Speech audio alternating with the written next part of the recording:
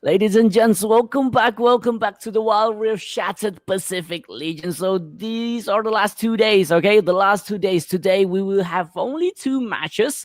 Sadly, this is not sadly, it's all Philippines regions, we don't see any more regions. Sadly, the only region left is actually the Philippines regions. Okay, so the only regions left is actually the Philippines regions. We have Faithfulboiz versus ADV today on the upper bracket. Meanwhile, on the lower bracket, 1.5 odds is waiting for whoever loses today. So don't worry, whoever loses in the upper bracket, you will still have to play later on. So yeah, we do have two games, spicy games. All teams are from Philippines. And if you're looking at the brackets right now, Faithfulboiz is actually the first seed of the Philippines. They've only fought twice. They fought Fearless. They fought Absolute Zero from Malaysia. So these teams are actually very strong teams from their respective regions, and they've proved their worth. Faithfulboiz doing very, very well. And yeah, who knows, perhaps they're going to be the first team to enter the finals today. ADV, meanwhile, on the other side, is already fought 3 times instead of twice, So yeah, they've proving their worth, and who knows, they might be the underdogs today and be the first to qualify into the finals. 1.5 odds are just waiting like a shark in the bottom there, waiting for whoever is going to play into their zone, and they're just gonna snatch you up there. So who do I have here today, actually? Who's the guy on the side? Oh, I have no idea who that is, but seems to be a very familiar face. Many years ago in the Warrior scene, I guess. Welcome, ladies and gentlemen, to the show. My name is Sir Cloud. I will be the other storyteller beside Dango. And we'd like to take this moment to thank the Malaysia Ministry of Youth and Sports, or also known as KBS, because this tournament is under the Esports Fund, which is the Dana Isukan KBS. And this tournament is also hosted by Instalock Esports, which is an esports organizer in Sarawak, and co-hosted by Unimas Esports Club, the University Malaysia Sarawak Students Official Esports Club, and the WSPL community. And the one running the stream is Gizmo Arena, a very experienced esports company and cyber cafe in Sarawak itself. And it's also supported by the Unimas Entrepreneurship Center. And as like what you said, Dango, we'll be watching 2 games today, 2 best of 3s to determine who will be in the grand finals. Yep, correct. So it is a blast of tea, and look at the distribution, prize pool distribution. So a 3.5k ringgit Malaysia is up for grabs for the grand prize. So right now, currently, there is only 3 slots left. So even though you get number 3, you still get 1,200 ringgits into your own team. So that is a lot of money. Again, thank you so much for Dana Isukan KBS on making this possible. Even though this is a multi-region kind of thing, but it's still, we really appreciate this kind of events and everything, and we do hope we see more of these kind of Wild Rift events happening in the future. And I do hear something, and it is the game going into the champion select here. So yeah, look at the champion select. So Faithfulboiz on the left and Adventus Negus on the right side. Okay, so looks like we're going to start off with a couple of bands as usual. And this is, of course, the Fearless Draft format. In case you guys are not familiar, means that whatever champions that were selected in the first game cannot be picked in the second game. So down here is also the graphic for us to take note of. So thank you so much to the production team for setting us up with that. Now, checking up with some of the potential bans and also picks. So I've been looking at the past live stream, and it looks like there are some champions that are really popular. Like Camille is pretty popular, so I would expect to see a Camille being picked up somewhere. Maybe even like a Kaisa as well to be picked up. So those are the 2 most popular that I've seen on the live stream. Yep, correct. And also a Bard pick. We've seen a lot of first pick Bards here. And there you go. Just talking about Bard. The Bard's been taken out as well here. So again, popular picks like Camille, Aatrox as well, popular pick. And Philippine side just play different. Plays very aggressive, plays very, very like a hive mind. They are playing together, the togetherness in the team, they just know what to do. So these kind of champions are so dangerous if they let go. And another champion that is very frequently banned, very frequently used by the Philippine side, Zillion, is going to be taken away as well. Okay, so we're down to the last ban now for ADV, and then we'll be going on to the picks. Well, some of the champions that we mentioned earlier, they are not banned out yet. But is it the most difficult champion to manage? Not really as well, right? Like Camille, there are ways to manage it. Like even the Kaisa as well, there are ways to manage it. And confirmed now, no Camille ban, no Kaisa ban. But we're going to start off with the Akali pick. A very interesting hero, I must say. Faithfulboiz, they did pick Akali before in the previous stage of this tournament. So they definitely know what they're doing here. Yep. The Akali pick just makes it, sometimes usually people just go for an Oriana pick, just making sure that there is control in fighting against the assassin. Assassin needs a lot of space to make use of their ability, the damage. So if you have control, like Karma is a very good controller as well, and be hovered to mid as well. So, just making sure that the Akali doesn't have space, doesn't have freedom. And yeah, it will be a problem for the side of Faithfulboiz to play this Akali pick. And looking at the counter pick here is going to be a Rumble and also a Karma. The Rumble, we've seen the tank Rumble being done by the Filipino side, which if you guys watch the Wild rounds in Vietnam previously, the China side actually used Rumble as a tank meta, and the Filipino side actually was wrecked by a tank Rumble. So they're taking one for themselves. They're taking the play from the enemy book into theirs, and they're making sure that the Rumble is their pick here. And it's going to be an Ezreal pick here for the ADC. The ADC slots is going to be for the Ezreal. Yeah, interesting one. Ezreal, a very steady sort of a champion, very straightforward as well, I must say. And he also provides very long range sort of ult as well that can be deployed from one end of the map to the other. So that will be interesting. It will be a good follow-up towards the Akali the moment the Akali goes in as well. But I would expect a Faithfulboiz to pick a type of a champion that's able to engage and start fights. And it looks like they're looking at the Vi. That can definitely do that job. Yep, that can definitely do that job. Currently, the only thing left for the side of Faithfulboiz is a support, and also most probably gonna be a top laner here. So, and we know how crazy Fuyu is personally as a support. So, maybe his Bard is gone. That's one thing for sure. The Zillion is gone. So we don't know what he will pick here. Perhaps something that combos well with the Ezreal. Or maybe something scary. Maybe something not in anyone's book, like a Blitzcrank or a Thresh. So yeah, I realize it's going to be the final pick for the side of Adventus Negus. It means, to be honest, it doesn't mean anything because the Rumble can still be swapped to mid. Arilla can go top, and you can swap it vice versa. We still don't have an idea where these champions of Adventus Negus is picking here. The next pick is going to determine a lot more things for us. Yeah, the only thing about I would say for Faithfulboiz and their pick right now is that very single target, especially with the Vi, with the Cease and Deceit going in. However, ideally they might want to pick up a type of a champion that's able to give them more big type of CCs, and that's what ADV must be thinking of, and that's why they ban out the Galio. So that they won't have the hero's entrance to follow up with Vice and Cease and Deceit. Yeah, and I do have a feeling. I don't know why Maokai seems like a very good option here. Just front in, just go all in, engage with the Twisted Tree Line ult by the Maokai here is just going to make sure that a lot of the engages from the side of Faithfulboiz is going to be connected. And look at the bans, another ban. That is a new champion. Actually, Rel is going to be banned away as well. And we do have one more new champion that has not been picked. He dies, he could still catch you. So yeah, welcome Cockmo to Wild Rift. Welcome Cockmo to Wild Rift. We're still waiting for the last ban here. There you go. The circle favorite Camille is being taken out. Yeah, I do like Camille, not because I play a lot of Camille. I play a lot more Galio. So Camille going in and then Galio follows up with the hero's entrance is always a perfect combo. But we definitely won't be seeing that in this round. One of the champions I was thinking of is Rail because of the ability to just pull all the targets together. But then again, ADB, they read that one up and then they just bat it out altogether, which is absolutely fine. Instead, they will go for the Fiora for themselves.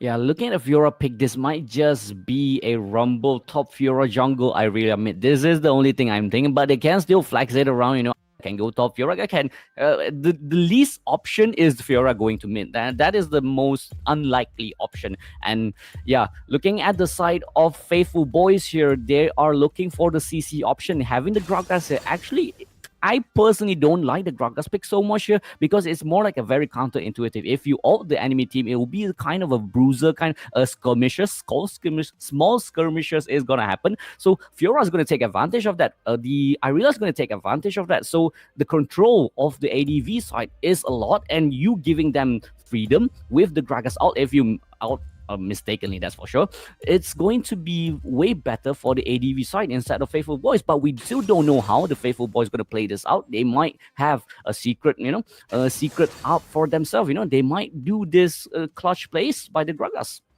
Yeah, I mean, it's very situational as well, right? Like if you think about it, like if the Gragas is able to position well, they're able to separate out the team fight or potential team fight coming from ADV. And from then onwards, the follow-up can easily happen because right now, Faithfulboiz, they are a lot more focused on the single target sort of composition. And to make single target composition happen, you have to break out the formation of ADV. And maybe that's what they're thinking with the Gragas pick. Yep, correct. That is most likely the thing, that's most likely what they're thinking. But a lot of the weight has to be carried by Fuyu. That explosive cost has to be on point. And looking at the Morgana pick here, the Black Shield is going to be an issue for the side of Faithfulboiz. Having the Morgana shield on cooldown is a cue for you to engage, and having a Karma as well as the support. They're opting for more of a defensive kind of bot lane, Morgana and also a Karma in the bot lane means that I don't think there's a lot of fights going to happen in bot lane, but a lot of bruiser fights is going to happen in the top lane and the jungle. So it's going to be a very team fighting kind of game today. We're going to see small skirmishes here and there early game, but the team fight is the one that we might be waiting for this whole game. So this is our first game. It's a best of 3. So just in case you guys don't know, there is a giveaway. Okay, there is a giveaway. Just comment which team you like the most, or maybe just perhaps good stuff about Wild Rift.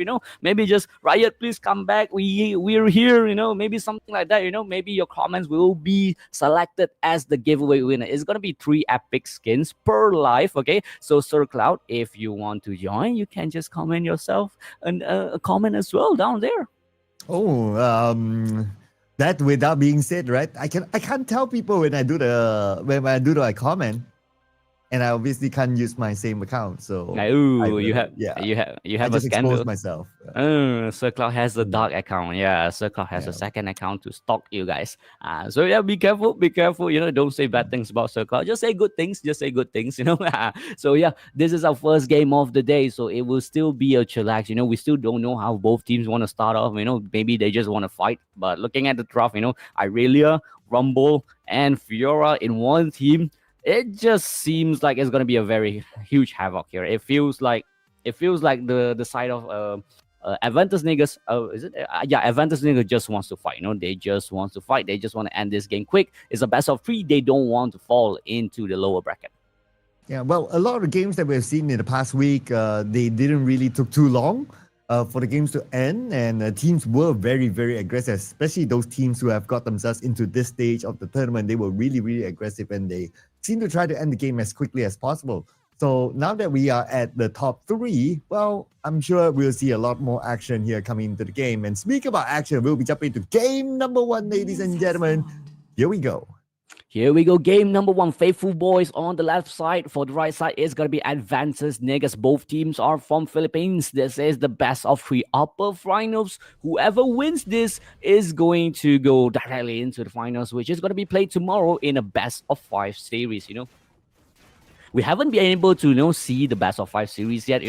All 4 bands, we haven't been able to see that because we're playing best of 3, best of 1s currently. So yeah, I do hope we do get 5 games. Actually, I want to see teams struggle to pick. I want to see teams what else can I pick? Team panicking. That's the best thing about Fearless draft.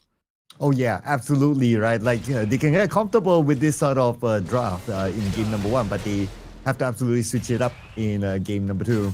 Now, looking at the start of the game, looks like both sides are really, really respectful with each other, but it's something that we kind of expect as well, right? Like if you, especially on the jungles, both side jungles, they need a decent farm as a start.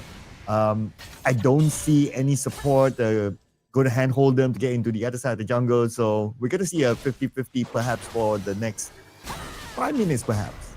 Yeah, it's going to be the next 5 minutes is going to be 50-50. starts off first, who gets the first blood, is going to dictate how the game goes.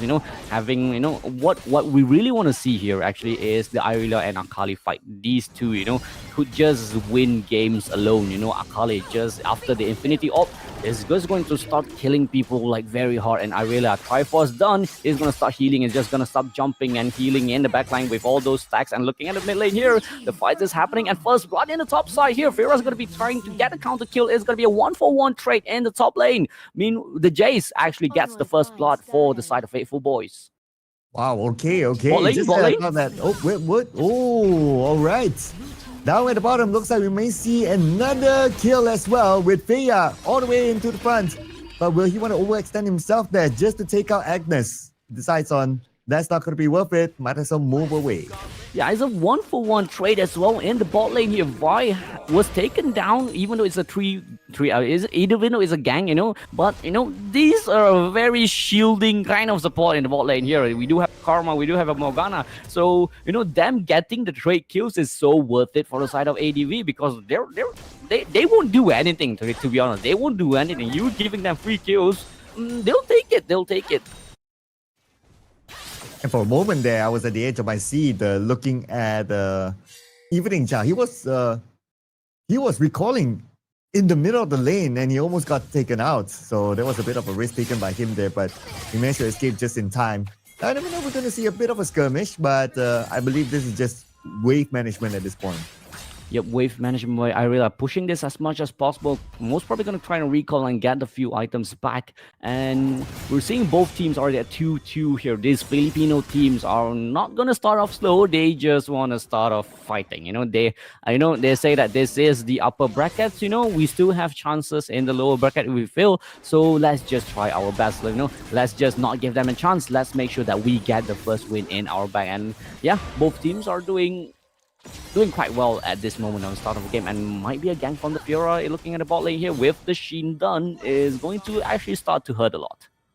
I would say FFB is doing slightly better at this moment with the fact that they managed to send out pits into the other side, and you managed to clear off a few jungle spots. But at the top, we may see an engagement, but looks like it did not happen. Jay managed to get away just in time. But at the bottom, the fight will continue on with Evening Child going down. Now they're going in for it. They want to get a double, but then again, the turret is still active, so they will not pursue any further. Not pursue any further. And looking at the top lane, Vi and also the Jace is zoning out the J. The Rumble, the tank Rumble, technical tank Rumble is not going to be able to contest at all because he doesn't have any damage. But that is a very good 1-for-1 trade in the bot lane there. The Morgana is taken down, but Ezreal is going to be taken down counter-wise. So again, more of a kind of trade kills here. Both teams still cannot actually get forward ahead. They're playing quite nice, fighting against each other, throwing each other out here and there. And yeah, both teams are doing very good. And looking for a gank in the bot lane here. Fiora is being sneaky, 3-man countering, trying to find the Akali there. Akali just gonna jump out and stay safe for another day. Yeah, as long as the turret is still active in the middle, it's not going to be easy for them to just jump on the Akali. And plus, Akali is fairly mobile as well. So you don't want to overcommit into the Akali just to be outplayed underneath the turret. And they definitely realized that they let that one go. That's okay. Interesting enough, we're hitting our 5th minute mark and we already have 6 kills in total onto the map. So both teams are pretty active, I must say.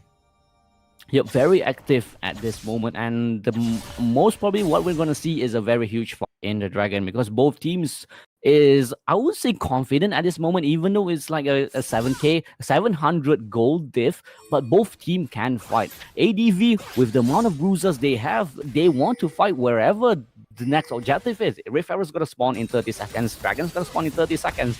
The correct option for ADV is just to jump in and fight. They do have a lot of damage with the Fiora, with the Irelia, with the Rumble being a tank. They do have enough to start to make this game theirs. And looking at FFB side, they're just, having single target. Akali is still doing good, even still not getting those items. They might just trade objectives here.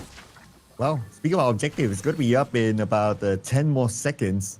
Let's see who will be able to secure that one. Pit is ready at the top, but Onums is ready at the bottom as well. But I guess the focus is going to be on the top, and there you go. They will start it off while the distraction is happening in the middle.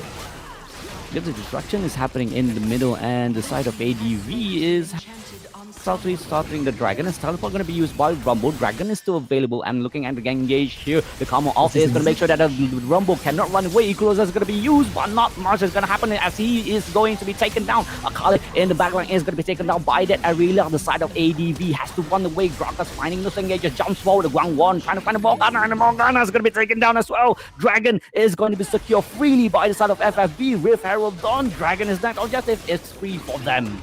And that's a double for FFB. You call it out. Man, I like how you have your crystal ball there. You said it before the objective came out. It's like, oh, okay, they're going to get the double. They're going to get both of them. And in fact, they did get both of them. Great start by FFB. I'm looking at the bot lane here. They're chasing the overextended FFB members. Has to flash away. Can the Jay stays alive though? Meanwhile, the Furious is going to be traded for the kills and jumps. One more jump leap. And FFB showing why they are the first seed of the Filipinos. Ooh, and the Seeds of Deceit was ready at the right timing. And that gave the opportunity to Pitts to make that U-turn. The moment he got that one kill, it became a 2v1. They secured the second kill. And it was all good. FFB got a lot in the back, went back, reset, and now they're back in the game. At this moment, FFB, it's very unhealthy to just fight FFB at this moment. You're giving too much. Try not to over-aggressive engage. You don't have any AD damage here properly. Technically, you do have like AD in Fiora, in Irelia, but you don't have an AD carry here. So you have a Morgana, you have a Karma, just scale up. Try not to do anything. Get them items, get those Rylai's, get those slows. Maybe perhaps you could kill them later on. But FFB being in a very good state of the game here, yeah, taking the first turret for themselves as well. They are looking on to push these turrets down. Yeah, and FFB's composition is clearly better for pickoffs, especially early pickoffs, with the fact that they have Pitts playing the buy. So they have to capitalize on that kind of situation. And so far, they've been doing so good. We did see some good Seeds and Deceits on the side lanes, and they managed to kill a couple of kills from that. And now it's a matter of them just keeping the momentum up and putting in the pressure to ADV before ADV scales up and they be a lot more stronger during the late game. Yeah, doing the late game, but can they reach the late game? That would always be a question. Again, this Morgana and Karma pick is not going to help you a lot if you're starting to be behind. And Pitts jumping forward very confidently. The explosive card is going to miss. Is not going to miss. It's going to make the whole team fight spreads around the season. This is going to catch the Morgana. So Morgana's going to take down, but it's going to trade the kill there. Irelia's going to take the AD carry from the side of FFB down. It's a 1-for-2 trade. Fiora's going to run away, but the team fight is still happening in the jungle here. The tank Rumble couldn't do anything. Has to flash forward. Is an equalizer onto the enemy team, but this is a tank Rumble. He's not going to do much. All he can do is just tank. Irelia is just styling on the enemy. It's going to stun up. Can he get the dash on? Can he get the Blade Surge onto the Akali? And Akali is going to be taken down as well. And ADV suddenly finding those fights that they want. And this is ADV replying those damages done in the early game. And the tides are starting to turn now for ADV.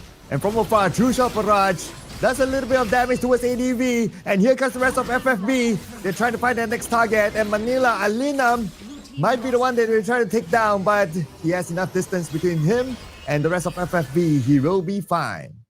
He will be fine. Manila Anilam styling on the enemy. Picking this Irelia just jumps here and there. Even though earlier it feels a bit weird. I wouldn't say weird. It feels a bit kind of like not to your side, ADV, but those team fight, those engages in those choke points, in those jungle, there's not much, nothing is going to miss technically from the side of ADV. You have the Morgana, technically everything's gonna hit, Irelia's ult is definitely gonna hit. There's the equalizer was so beautifully placed. So in those chokes moment, you cannot play those 5v5 fights because ADV is just so dangerous in those kind of choke points. FFB spread the fights out so nicely early with the explosive cast, but they couldn't do anything anymore. If they can't take one down, it's impossible for them to win these.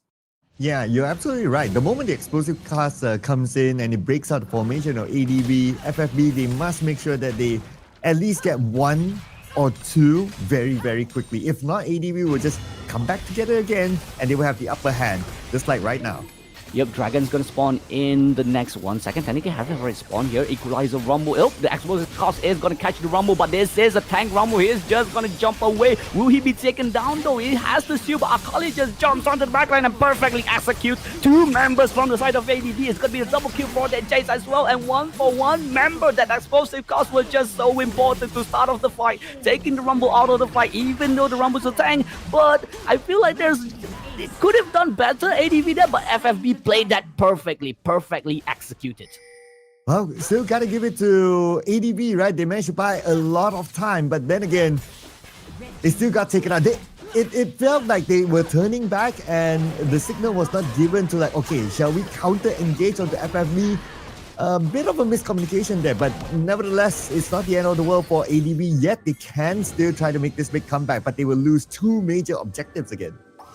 Yeah, correct. And the pick is starting to show us why it's a bit, losing the drafting phase is actually quite hard, because you have a Morgana as a APC technically. You do have an Arya and also the Fjord. Technically, those two kind of does the same thing, It's kind of a bruiser fight. Oh, looking at the top lane here is going to stun up onto the Akali. Will the Akali be taken down? The 1 more health is going to take, and it's going to be a trade kill from the side of FFB here. Jace jumps for teleport is going to be used by the Rumble. The tank Rumble is going to come inside. Irelia is going to be taken down as well. 2 members, 3 members, 4 members from the side of ADV. 1-for-1 be taken down, and the last member from the ADV is going to be gone from the map. Well, there goes another ace towards FFB, but I really love the follow-up by Pitts. Goes all the way to the backline with the cease and deceit, manages the backline, breaks their formation up, and that has been the game plan for FFB. Just break the formation of ADV, and now they will have absolute advantage to take down the inhibitor turret. Can they possibly end the game? Not yet. Yeah, and Fuyu has been so clutch with this Gragas pick. I did mention that Fuyu has to do a lot, and he has been carrying the whole FFB with this explosive cast. We technically, you kind of, in this kind of enemy kind of comms, you want to use those explosive casts to either one, spread out the team fight, or catch one. And he has been keeping on doing those catches over and over again, doing so perfectly that the side of ADV just couldn't be ready in time, just couldn't re-engage properly. And with the Morgana is an APC, Karma doesn't do enough damage here. Where you do have a tank Rumble as well, you don't have enough of AP damage, you don't have range at all, so it's going to be very hard for ADV to make this game theirs today. Yeah, we hardly see the impact of Karma, so it looks like it's going to be even harder for them with the fact that now they lost control of their jungle. And on top of that, the goal difference right now is 11,000. And ADV, no space for them to come and farm. This goal difference will be even bigger. Yeah, and this goal difference is just going to slowly creep up 1 by 1. How can ADV find those fights? And looking at Grok just walked up. This is the full tank Gragas. This is the kind of tank that you want to play with, very confident, just jump for. Look at the zoning there by the Gragas. Whoever steps up, the explosive cost will always be a trap. And look at that, the explosive cost is going to be casted and is going to catch the tank Rumble away. Now the side of ADV doesn't have their tank 1 by 1. Ooh, nice insight made by the Jace here. He's going to catch the Fiora out as well. 1 by 1 again, going to be killed. Flash forward, and that is the side of FFB just toying with the side of ADV, and first game is looking to be theirs. And there you go. With good coordination, with good chemistry, FFB secures game number 1. And I really love how they coordinated each other, especially with the fact that they know what their job role is. Like, okay, explosive cast comes in, breaks them up, Vi goes in with the cease and deceit, and Vi targets the backline where possible. Perfect coordination shown by them. Yeah, and all props to Fuyu, man. All props to Fuyu. He has been the core of Faithfulboiz, man. We have seen, the players by, Jangwon does a few, those kind of, 1 by 1 fights and everything. But Fuyu has been clutch this whole tournament. If I'm going to put my money on an MVP, Fuyu is my guy, man. Fuyu is my guy. And ADV, they're doing well as well in the start of the game, with a few trade kills and comebacks here and there. But with the draft that you have, you cannot play you only rely on two melee ADC, two melee attack damage carry. So technically, it's very hard for you to find those damages up to the Ezreal, up to the Jace, up to the carries from the side of FFB, and not being able to do enough damage in time, not being able to kill, means that you are the ones going to get killed. And this is going to be the first game of today. FFB takes 1 point. This is a best of 3. Whoever loses will drop into the lower bracket. So we will be taking a break. So see you guys when both teams are ready.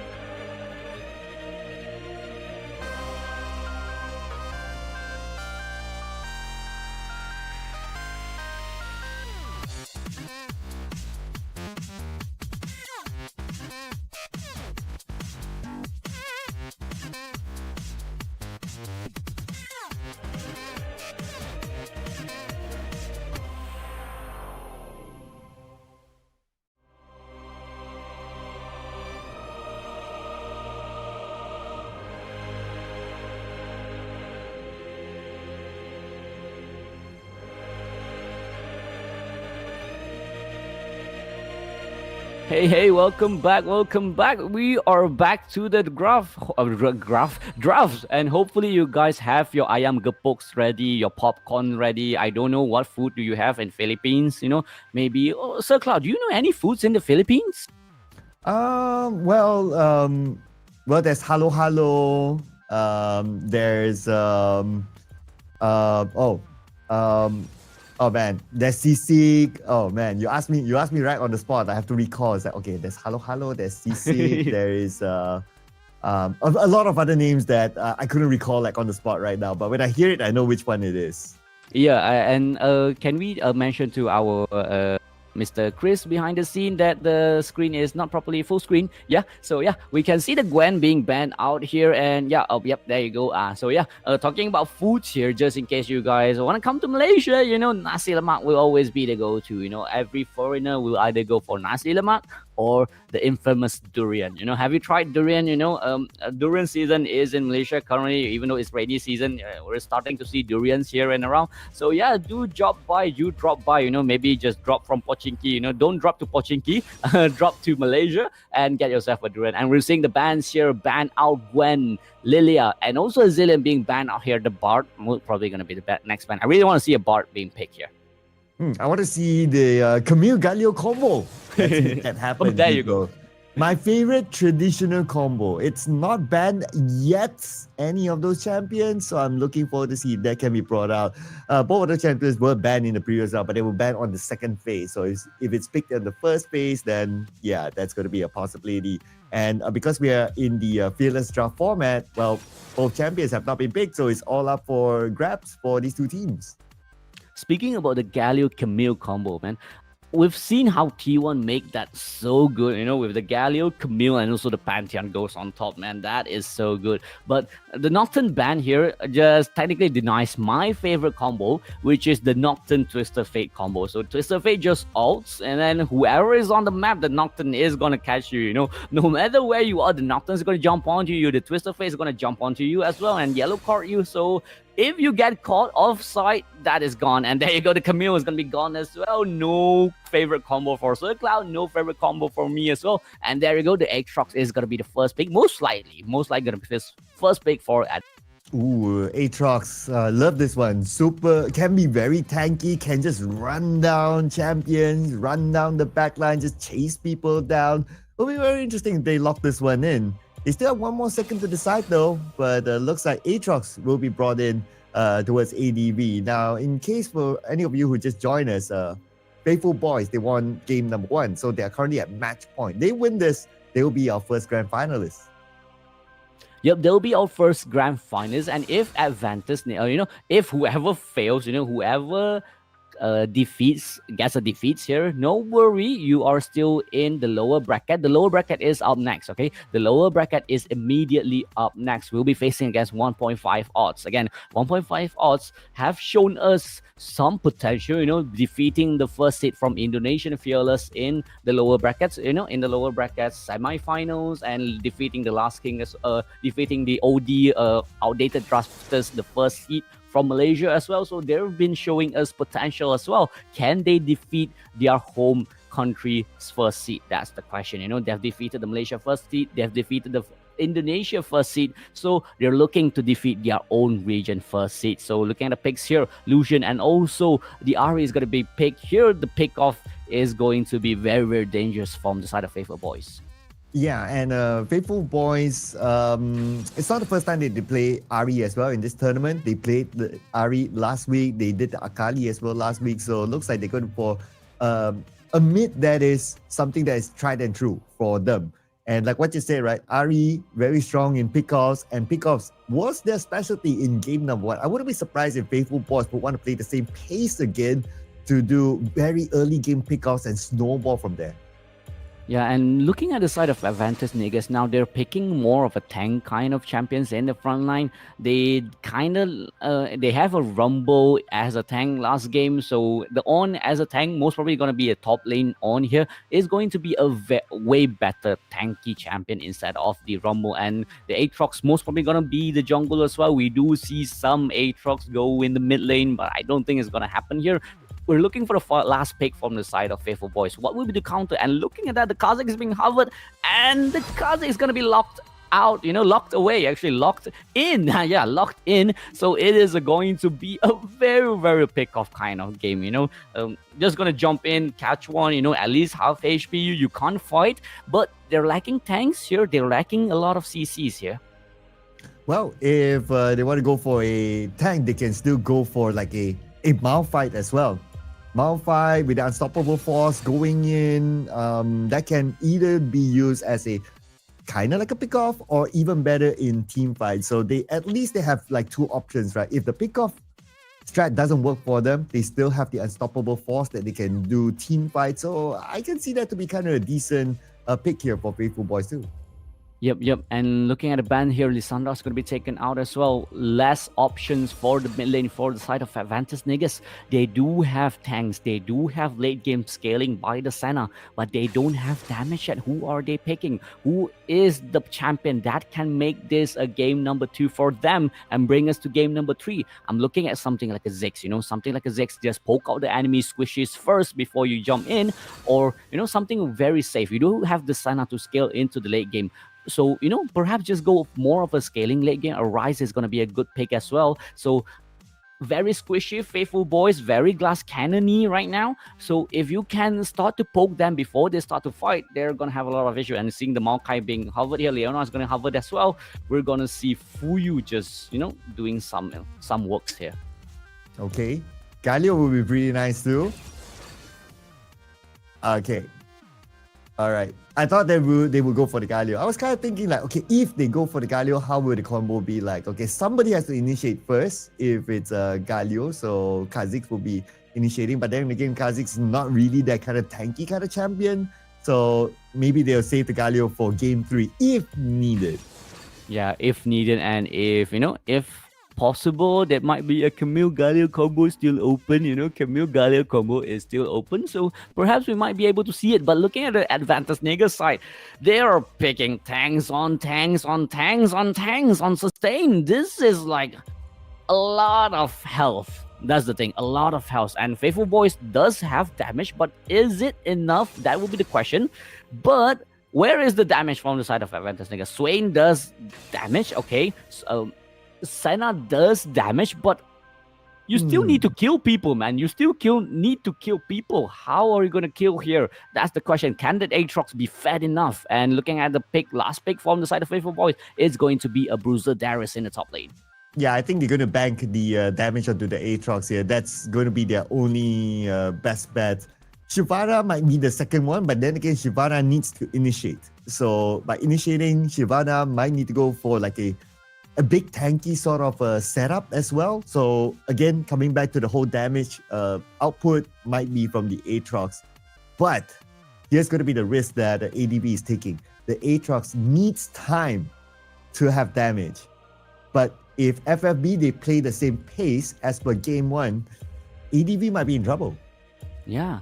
ADV might be in trouble if they did the same thing. And looking at the Senna and on bot lane here, that is a very old OG combo. If you guys play LoL, this is such an OG combo, such OG China meta combo. And, the Senna is going to be the one that is going to get those, stacks up, On is most probably going to be the one farming up, going to be a very tanky On, going to be a very stack reliant Senna here. So it's going to be a very scaling kind of draft. If they manage to scale into the late game, the side of the side of Faithfulboiz can't even get in range to do damage with the Senna having so much stack, with the on ult just to engage, helping these Shyvana engage forwards, helping the Swain, just jumps in with the ulti. So it's going to be a very, very kind of game where you have to wait, you have to wait for the perfect moment. Everything needs to be in place. It's more like you're building a building, you have to have your foundations ready before you build the roof. If you go jump, straight building the pillars and the roof, your building is just going to crumble. You have to play this very, very safely. And looking at the side of Faithfulboiz, they do have a very tankish kind of draft. They can just jump onto the Senna Mist. Senna Mist is so safe, but is very, very what do you call that word? Very, very Bahaya. It's not Bahaya. Very, very countered by some kind like a pike or a Kazik. Whoever can jump into the mist can kill you. So they have to be careful of those pick-off champs. Yeah, we didn't talk too much about the Lucian pick though. Maybe just because the Lucian was one of the earlier picks. The culling definitely can be very, very dangerous. Continuous damage output and very fast as well at the same time. And he has decent mobility when it comes to team fight. He can kind of dash away as well. So I would say that a bit more attention should also be given to the Lucian as well. Just because like, oh, Ari can initiate, Ari can go in and get a single target. Then the Lucian will come in with the damage. So that's also another champion that they need to be afraid of. Yep, another champion that they have to be afraid of. With the PTA available, whoever gets PTA'd is going to deal a lot more damage than usual. So even Chow will have to play this Lucian perfectly. With the cleanse being picked here as well, is going to make sure that there's more safety than usual for the Lucian. Even though he has to dash, he has the cleanse to also help him up. And this is the game number 2. Adventus Negus on 0 point, Faithfulboiz on 1 point. Whoever wins this goes into the grand final, but whoever loses this, you are still not out of the game. You will fall into the lower bracket. 1.5 odds is waiting for you guys there. And looking at the bot lane here, it seems that the On is the one farming and Senna is the one stacking.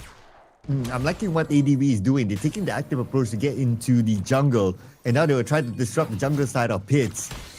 Stop him from easily farming, because Pitts is also one of those champions that can really go around the map. But at the bottom, we might see a big engagement here. I see all the health really, really low, but no first blood yet. Oh, so swing, moving top lane. Not yet, but maybe at the top. Never mind, he's moving back mid lane. He's moving back mid lane. I've seen a flash being used by Jangwon there. The Aatrox might probably have more control in the early phase of the game, even though Darius is so dangerous with those Sax passives. So yeah, this Aatrox playing this perfectly, even though level 2, but Darius is the one that has to flash away. And looking at the Manila Anam, doing very, very good fighting against this top lane, and bot lane is still fighting here and there. The stun is gonna hit, but the cleanse is gonna be just perfectly done by Evening Child.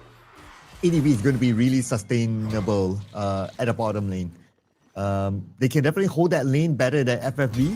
So I would say the breaker here will be how the Ari played by Onups will dictate the game. He needs to find that time and space to make that rotation, but he's not given that space, especially with the fact that Intentions is there just to also show himself, not giving that comfort zone for Onups to make the rotation. Yeah, both teams are playing way safer compared to last game. Last game, even 3 minutes, I believe 3 minutes in the game, already 3 kills. And look at the top lane here. Manila Anam gets the first blood against the Faithfulboiz. Jangwon. ADV is on the correct side of the game today. And that's the first blood that they've been looking for, especially with the fact that it's given to Manila Alinam, the hero that will bring a lot of damage towards the later stages of the game. And that's the start that they've been looking for. Now look at the rotation as well at the bottom. FFV is making the rotation towards the mid, but Atlas Tachyon, he knows that somebody is going towards him. He backs off immediately. Yep. Flash has been used by the Swain in trades of the ultimate by the Ari. And looking at the bot lane here, Shy is just knocking the Evening Child. Can he get the last hit though? Flashes away, just one more pillar is going to be enough, and it's going to be taken down, but Kazakh is just there in time to make the trade kill. Pitts got to make sure that the ward is going to be taken away, and that will be a 1-for-1 trade. I guess that's a kind of worthwhile trade for ADV. You lost a support player, you get ADC on the other side. I guess that's kind of okay. If I were him, I would go for it and would tell myself that, you know what, even if I don't get out alive, it's good. Yeah, it's good. It's so good. This is technically on farming, on tank support. So it's whoever gets the kill is very, very worth it, and on getting those items early will very, very be beneficial for the On here, as a tank, you get those items. There you go, mid lane. Bye for the Swain, I guess. Out by the Senna, just going to make sure to delay the kill, but Agnes Taekyon not being able to do anything. It's going to be 3 members of the side of FPV taking him down. And look at Manila Anam trying to get another kill here. Jangwon has to go away, and the Darius is just going to walk away from that fight. The Aatrox is so strong right now. The Darius is definitely not having a good time at the top. At the bottom, a bit of a miss there by Onups. If only he managed to pull one back, then they probably would be able to get one kill. Yep, most probably going to get one kill on the Senna. Is going to be very, very worth it if that actually hits. And looking at the side of ADV, they really want to choke this turret down. They're knocking down the turrets one by one very fast, doing very, very well here this kind of game. This game around, they're not the same team. That's one thing for sure. They are not the same team today. And looks like ADV is really, really in control of the top lane. And Jangguan does not have that space by the bottom. So we're going to see a little bit more space here. Fuyu is going to go in and they should be able to catch one, but nope. It is shy and that's not the target that they want. Yep, that is not a target at the one. Playing this kind of lane, man, playing the tank Senna lane, who do you technically aim? Do you aim the Senna? The Senna is just the support. Do you aim the On? The On is technically a tank. The Senna is just going to sustain, so you don't technically have a proper target in the bot lane. And gangs towards the bot lane will always be kind of like, who do you aim? That's the question. Do you aim the ADC, which is the support? Do you aim the tank, which is the ADC kind of farming? So ADV playing this very well, and they're looking to smash the bot lane turret as fast as possible. Get this first turret immediately down before the first objective starts to spawn. No. And did they manage to get the turret? Not yet. Okay, there you go. The fact that they got the turret, now this will give them a lot more space at the bottom, especially when the objective is up. And at the same time, give them a little bit more access into the jungle side of FFV as well. And let's see how they will take the advantage of that kind of situation. The map is already given to them.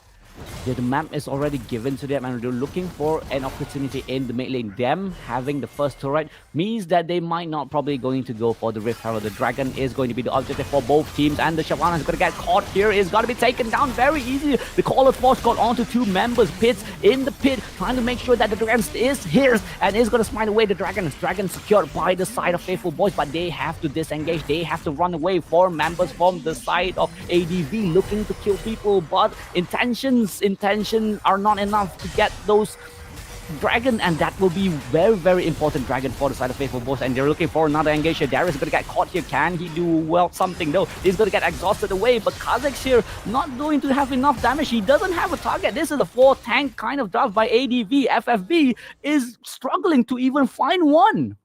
Oh, they were not able to get the Jangguan. Jangguan is a tankier one. Now they will secure another objective, and the rest of FFB, they have arrived though. FFB from the back, coming in onto the front, take them down one by one. Shy is the first one to go down, but they trade it back with Bits. Double kill will be given away towards the FFB, and they continue on to the fight. Underneath the turret, not going to be a problem. ADV still going to chase them down. Still going to chase them down, and look at Manila Anam survive the fight. Rift Herald secure for the side of AV, and that's going to be the second turret for the side of ADV. ADV, this tank draft, Faithfulboiz doesn't just have any. They don't know who to target. That's the issue here.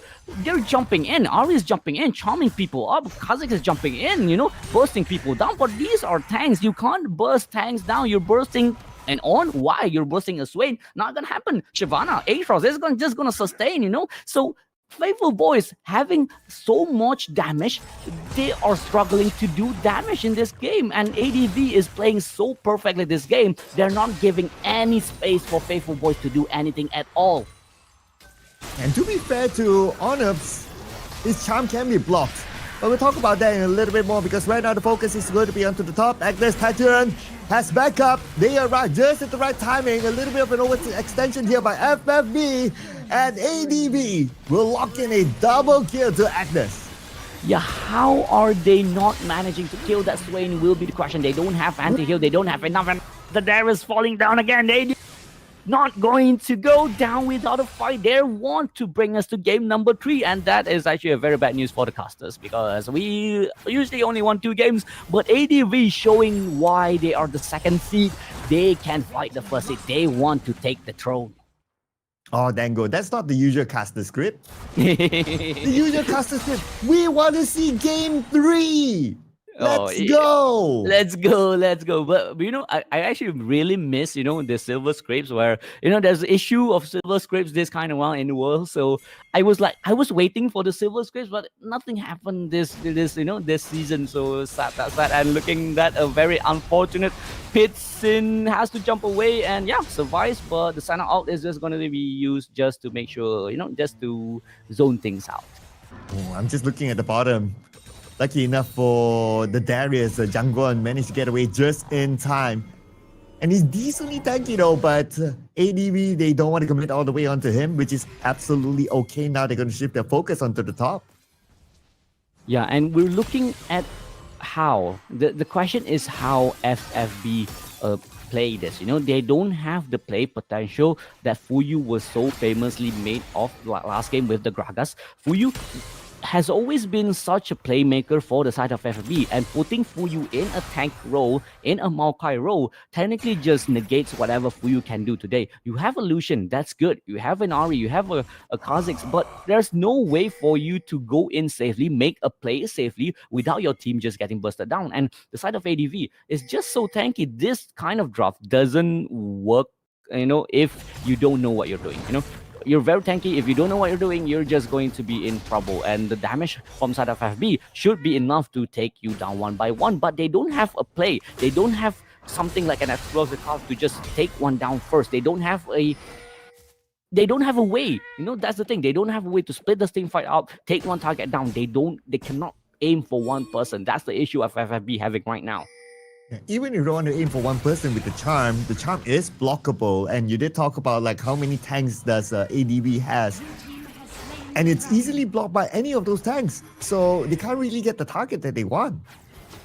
Yeah, and if I'm the side of FFB right now, I would just go for looking at the engage that Shyvana jumps in. One person is going to be targeted here, and who is going to be killed here? Fuyu is going to be taken down. A Hall of Fall got just enough to take him down. Lucian's going to be taken down as well. Two members from the side of FFB already gone from the mine. And Aatrox, Manila, and Nam is just going to zone those carries away. Jangwon is going to take the Senna away from back. Onyx has to flash away, has to dash away, and survives. And three members actually survived the onslaught by ADV by just running away. That's the only thing they can do right now, running away. And Baron is on the map for the side of ADV. Will they take it though?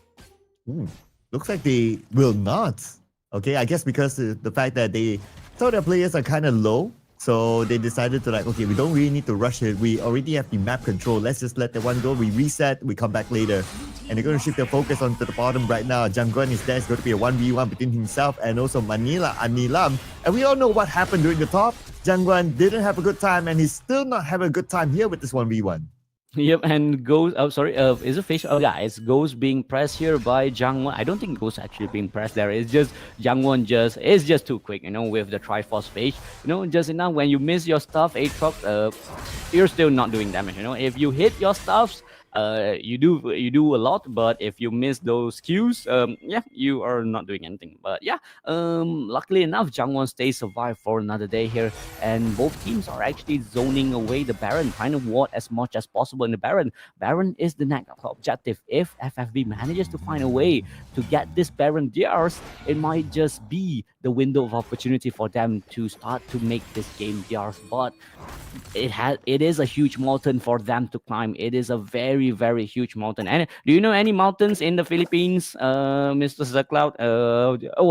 Just the chat, okay? Just tell us what mountains are there in the Philippines. What's the most famous mountains in the Philippines? We'll try to read it later on. Yeah, so looking at both teams there, they're trying to get the Baron for themselves.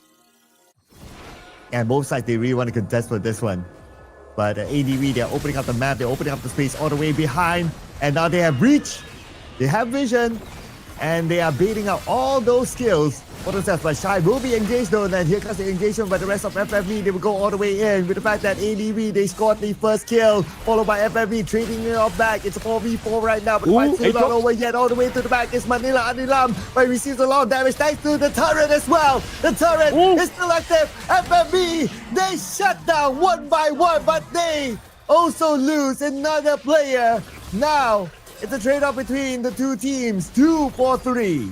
FFB almost does the impossible. That fight, Lucian was just dashing here and there, but Onups dying so early in the fight to the Shyvana was a huge mistake. If Onups is there, just to do more damage, it will be a chair on top. FFB might just win that fight, but Onups was just bursted down immediately since the fight started. And there you go, the Baron finally for the side of ADV. This is what ADV wants. The ADV wants those fights, wants those kills. Finally, Baron, they're looking for the push right now.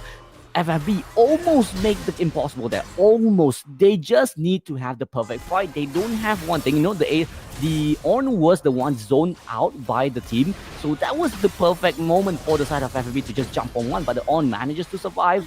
And yeah, unlucky enough for the side of ADV. Unlucky enough for the side of Faithfulboiz. Fate doesn't go your way. Okay, they see Pitts. But Pitts will be okay. He does have the turret just right beside him. The pursuit will not happen. Instead, you're going to put focus onto the top. Oh no, this is going to be bad for you now. Fuyu will have to flash away, but can he survive though? I don't think so. The tree is just gonna get bursted down, burned down by the World Ender. Base will have the dash in the next few seconds and just gonna survive. There's not much FFB can do. Even though the Aatrox, the World Ender, is in your own base, you can't do anything. And look at Intention. Intention is just going to just play with his food, and that will be a third dragon for the Shyvana here. Shyvana is just going to be a very, very happy dragon.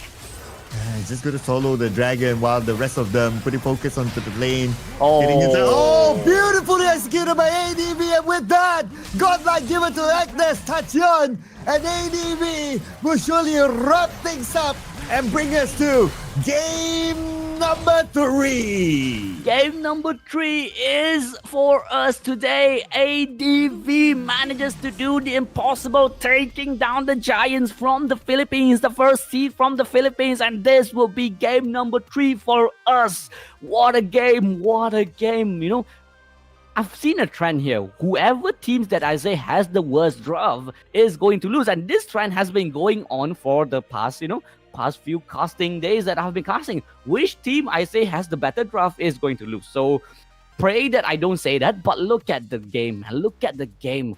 ADV, this kind of draft, just technically in this kind of sense, in this kind of tournament, you will have to do a lot. You will have to have a lot of combination. You have to be patient. You have to know how to play your cards, and they played their cards perfectly. The bot lane with the On technically being the AD carry here on this side just is actually enough just to tank up every amount of damage the side of Faithfulboiz want to do. And Faithfulboiz just looks like they turn off everything. They do have damages, they do have engages, but they couldn't do anything since the game started. Since level 1, ADV has been controlling every single part of the game. So Faithfulboiz, you have to step up. You're the first seed of Philippines. You don't want to be this kind of, you don't want to be humiliated like this. And most probably, falling onto the lower bracket. If ADV manages to take you down, it's going to be something to talk about. And we will go into game number 3 in the next few minutes. So make sure all of you guys stays in the chat. Make sure you guys stay in the chat. So we will be taking a break. So see you guys.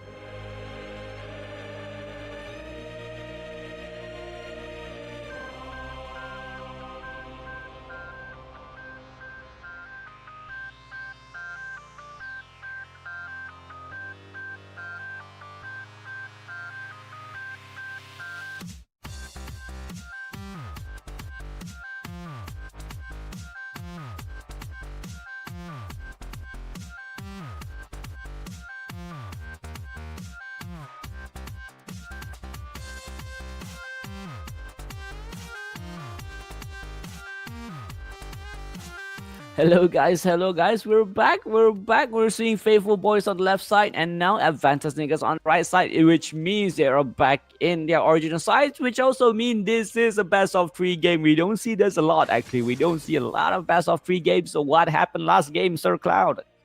Well, the last game, ADV won their game. So that's why we're dragged into game number 3. And if any of you want to blame somebody, you can blame Dango because he did his prediction. He said that, oh, you know what? Every time I predict a team, they lose. That's what we call the caster's curse, people.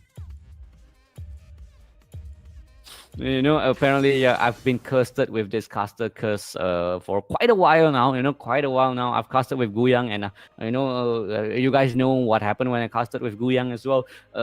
Bad things happen when I say a team have a better draft. So yeah, we're looking at game number 3 here. A lot of champion has been banned away here. A total of 20 champions adding on to the next 10 champions, which is going to be banned out. So we're going to see a lot of fun things happening here. A lot of fun, spicy champions being picked here. What do you want to see here, Sir Cloud? What do you want to see in this game?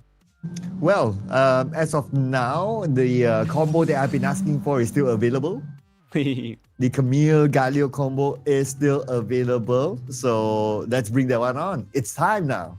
Yeah, it's time to bring that one on, and Fuyu is 100% not going to be able to take his Bard here. Fuyu has been wreaking havoc with that Bard pick, and yeah, I guess Adventus Negus just saying, nope, we're not fighting against your Bard. No at all, no Bard. I'm not thinking of a Bard at all. So yeah, looking at the bans here as well, we don't usually see an Olaf ban here, which shows that, the champion pool, the OP champion pools are very, very less now. Very, very they do have to dig deep right now. They do have to dig deep with their draft. They do have to start to actually think of what they want to pick. Those 10 champions picked prior is, the ones technically in the meta, technically. So yeah, the ones right now is suspiciously in and out of the meta, sometimes in, sometimes out, like Master Yi, Ramos, Timo, yeah, but there are still OP picks to be picked, like Camille and Galio, still available to be open, and first picking Galio doesn't seem bad, actually. But they definitely can go for that one, but okay, they're going to go for the Nocturne instead. But the option is open for ADV right now. In fact, they can go for a double pick because it's their turn right now. So they can go for the Galio and the Camille double pick straight up. Lock it in. Don't worry Galio, about Camille. one of those champions being taken away by Faithfulboiz. Ooh. There you go. Lock. Let's go. Camille Galio. Let's go. Hey, there you go. The Camille is going to get picked here. Will the Galio be picked, though? That's the question. Come on, man. ADV, do us a favor. Just pick the Galio. Give Sir Cloud his draft. And maybe perhaps Faithfulboiz just pick a TF. And it's going to be my draft versus Sir Cloud's draft, combo. So, yeah, let's see what ADV has cooking here, has up for grabs here.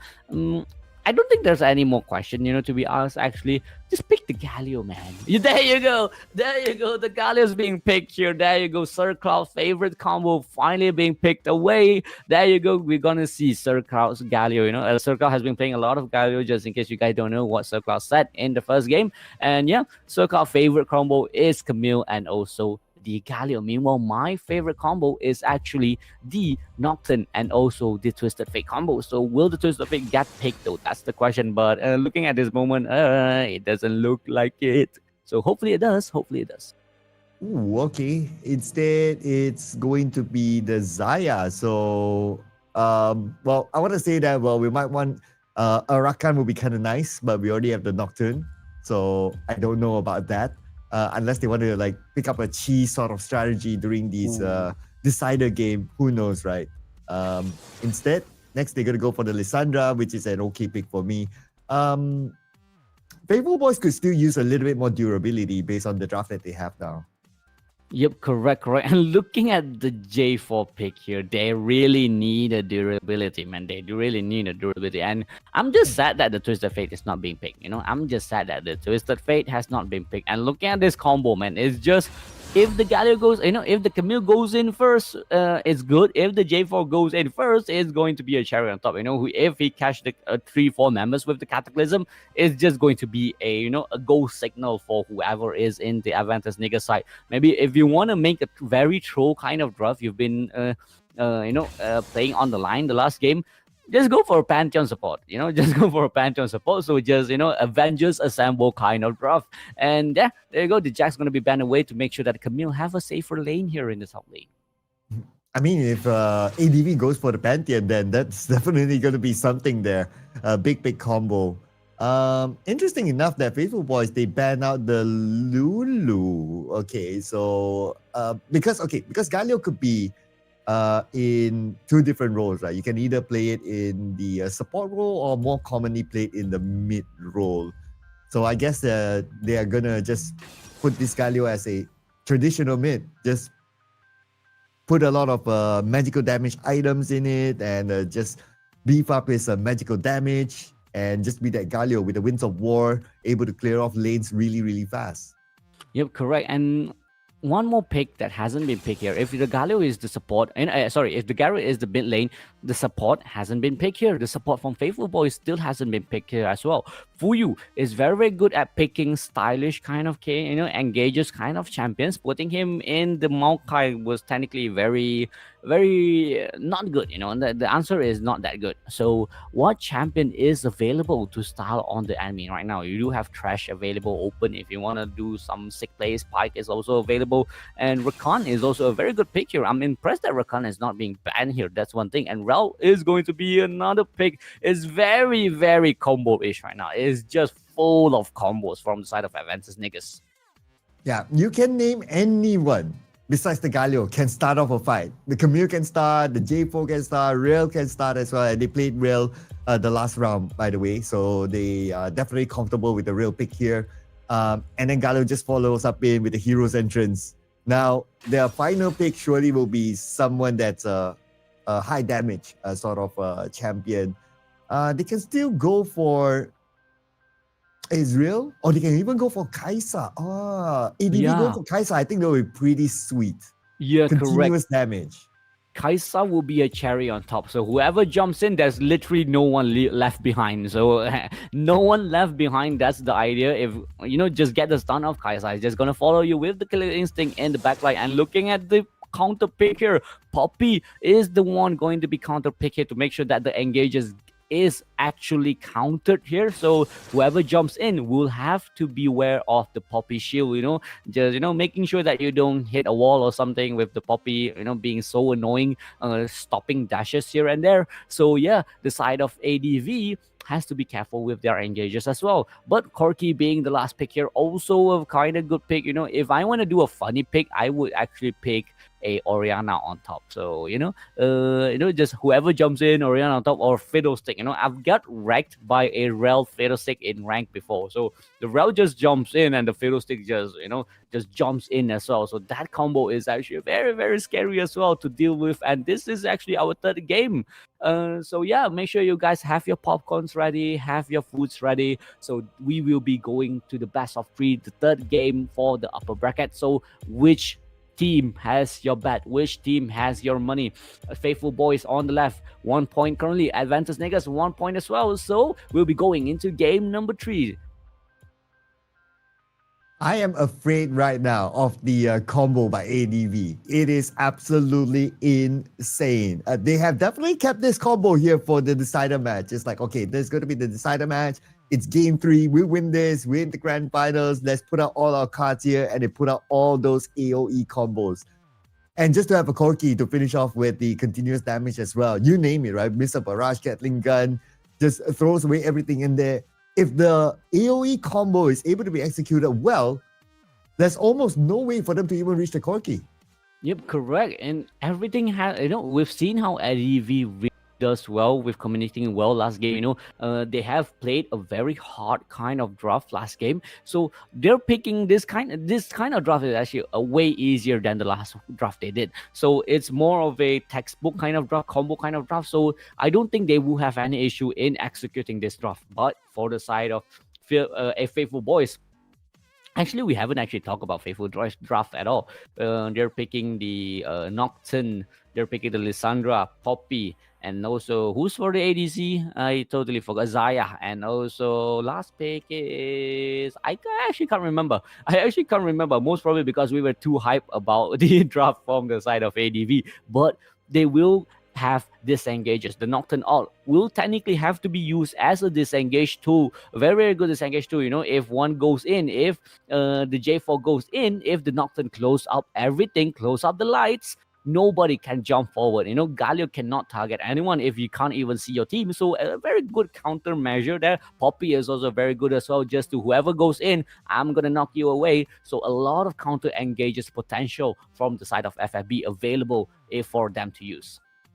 Well, let's see if that counter engage will happen for them, because right now we're talking about the decider match, ladies and gentlemen. The match that will determine who will be our first grand finalist. Will it be FFB or will it be ADV? Leave it in the comments. Leave it in the comments, leave your bets. And just for you guys, you know, just if you guys don't already forget that we have giveaways, you know, make sure to write, good words about FFB. I like Fuyu perhaps because Fuyu has been clutching those plays. I like Agnes, Tachyon, Swain last game. He's been so good, you know. Give good comments and perhaps you might win yourself an epic skins up for grab. You know, each life has 3 skins for you guys to win, so you know, try your luck. Make sure you guys comment something good. And we're looking at the bot lane here, a lot of pressure being done by ADV, and ADV just showing that, you know, they're doing what they did last game, which is pushing pressure.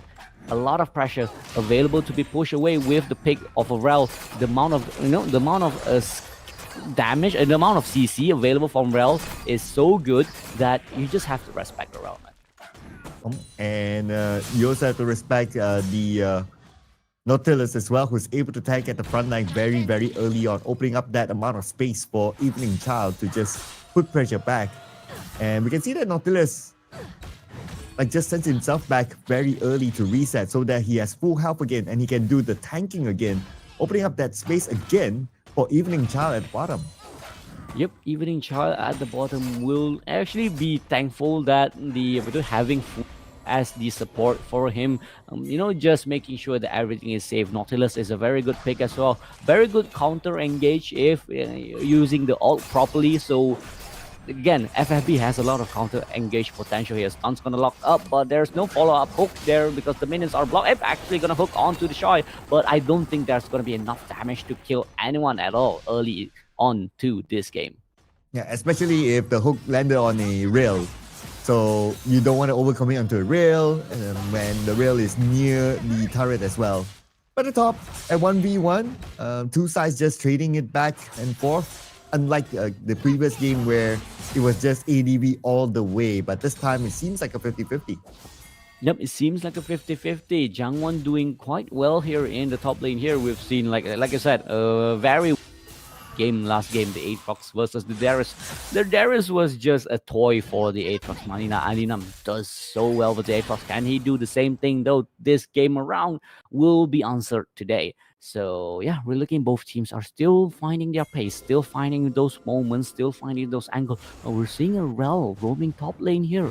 Are they trying to do some sneaky? Will they catch someone off guard? This Sandra's gonna ult onto the Camille, but the Hextech ultimate is just gonna be in time. But the ultimate from the Galio is actually not that good, but the Poppy disengage is so clutch. And there you go, the disengage that we've been talking about. If ADV engage, FFB is gonna disengage. Oh no! Agnes! That hero's entrance! It was targeted wrongly! It did not target onto the Hextech Ultimatum! Ah, what a missed opportunity at the top! If only he targeted onto the Hextech Ultimatum, they might have just got a couple of kills! Yep, looking at the bot lane as well, there is a fight as well. Evening Child and Fuyu did not manage to utilize the fact that Shy was not in the bot lane. And looking at the main lane here, Lissandra gonna survive the gang here from the J4. What I think happened was the Hextech ultimatum by Camille was actually a bit too early. Maybe the Galio. Oh, looking at the top lane here, can Manina Anilam get Jangwon? The Ignite's gonna tick, and it's gonna be first blood for the Camille. Yeah, again, but what I think happened was actually the Hextech ultimatum was just so crucial to avoid the Frozen 2 by the Lissandra. The Galio actually hovered the Camille, but when he pressed, the Camille was actually in the invulnerable kind of state, so he was just couldn't be the target. So that's why we see the Galio ulting in a very bad position in the back line there, and then you see the 3 members just bye-bye by the Poppy ult. A bit of a missed opportunity there, but then again, it is the first combo, so maybe after this there will be a little bit more aligned. For the Galio, you don't need to worry because the duration goes up to like maximum of 3 seconds, minimum of 2 seconds. There will be enough time for him to react as long as he was aiming that in the first place.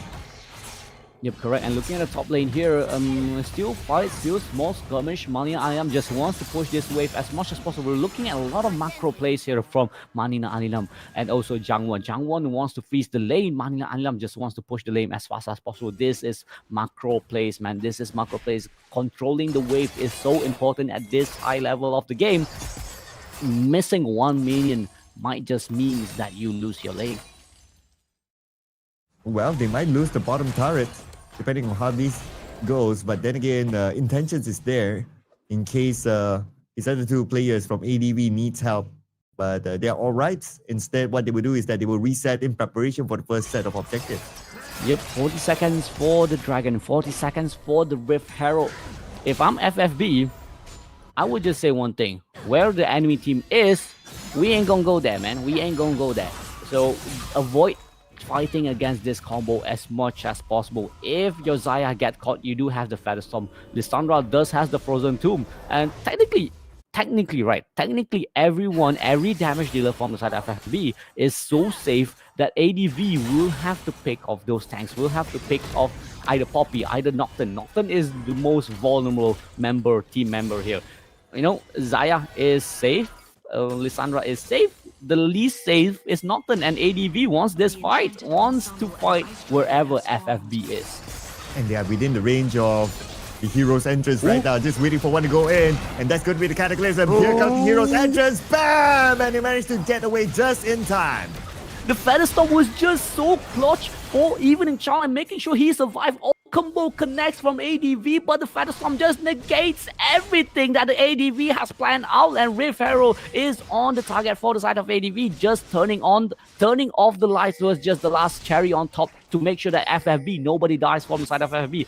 We've seen Evening Child was in a slither of hell, but they couldn't deal the final blow because Evening Child was in a very invulnerable state. He couldn't be killed. He's in a Featherstorm. And looking inside of FFB, they want to contest this Dragon. They want to find an angle for this Dragon. Galio's going to turn on the 2 in the front line. Corki in the back line trying to find those Gatling guns, trying to find the damage. Evening Child has to be on the way. Dragon's going to appear by that J4. Will he connect? Will he jumps forward though? Nocturne is going to be taken down, and that is Dragon secured for the side of ADV. Another engage from the Poppy. Jangwon finding those angles, uses the ult just to delay those backs from the side of ADV, and 1-for-1 members of ADV being taken down. The fight is still going on. Another kill. Evening Child going to be taken down by the Camille as well, and is in a very offside position. People are recalling. Nautilus just wants to recall, but can they deny this though? Hero enters for the second time today, and that will be a flash torn onto 2 members from the side of FFB, and FFB is just not going to be taken down as well again. And man, this fight just goes on and on and on and on, and nobody is dying now. Well, we can consider the fight has ended now with the fact that everyone has gone back to their own lane. But here's the thing about ADV, right? On paper, their combo is amazing, but they have yet to execute a proper combo yet.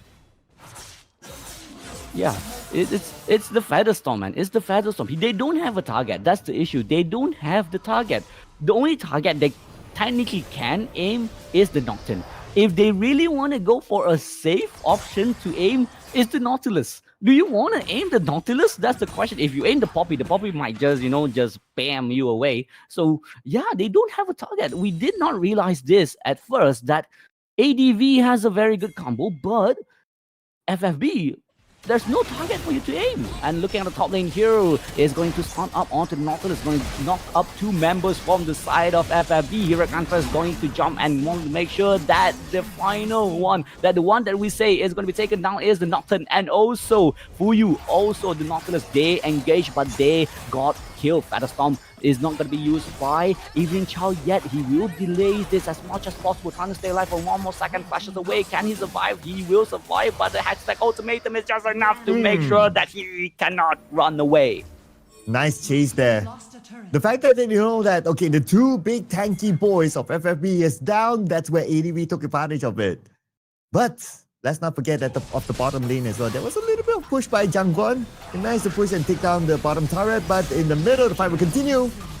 The fight will continue on. The ultimate Void Nocturne just going to make sure that the ADC from the side of ADV is going to be taken down, and that would be a very unfortunate, a bit too overstaying there from ADV, but they're really fighting this game. These 2 teams are just pushing here and there, pushing front and back.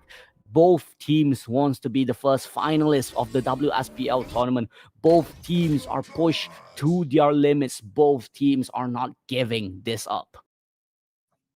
Yeah, man, as this is the match that will determine who will be in the finals. But here comes the Cataclysm. But Evening Chow managed to flash away to safety just in the nick of time. That was a close one. That was a close one, but with the Hextech Ultimatum actually being available for Evening Chow, so I think he channeled that very early. That's why the flash looked like a proper flash. But yeah, instinct, charging in early, so make sure that the Hextech, the Cataclysm couldn't catch you. So yeah, really nice, a really nice instinct there from Evening Chow. So 44 seconds left for the Dragon to be spawned, 28 for the Baron. Both teams, again, wants to look for this fight. ADV has to find those engage, has to find those combo. They do have a very good combo, but FFB has just been denying so well this game. Ooh, they're just going back and forth right now. And this is a really tight match, I must say. Look at FFB, they're setting up right now. They're just waiting for the target. Shy is definitely not the target that they want. But instead, they're going for the backline. That's the one that they've been looking for. There you go. That is the kill. And that kill came just at the right timing, just before the objectives. Yep, but the combo is still available for the ADV side, and Rel is just going to jump forward. Magnetic Storm hasn't been used here. Hirakantra is going to make sure that the side of FFB could not go forward, but the Galio is going to be the one taken down as well. Since the Corki being taken down, all the side of ADV is just being taken down one by one, and Nacton gets another kill for himself. The Rel couldn't do anything. Hextech Ultimatum tried to save himself for life for another day, but all he can do is just run away, and ADV looking in no man's land, looking nowhere for you to come back. The draft is so good. Again, I feel like the caster curse is still there, even though I didn't say ADV has a better draft. But yeah, we talked about the draft too much, but they're looking for this Baron though. Very low health though, FFB. They have to recall, they have to retreat. Oop, executed. That will give a bit of a lifeline to ADV though. But they're going to focus on to the Dragon at the bottom. And I'm not sure how FFB is going to contest this one. I guess they're going to let it go. They're just going to let it go. They're just going to let the Dragon go. And there you go. Again, like you said, this game has been front and back.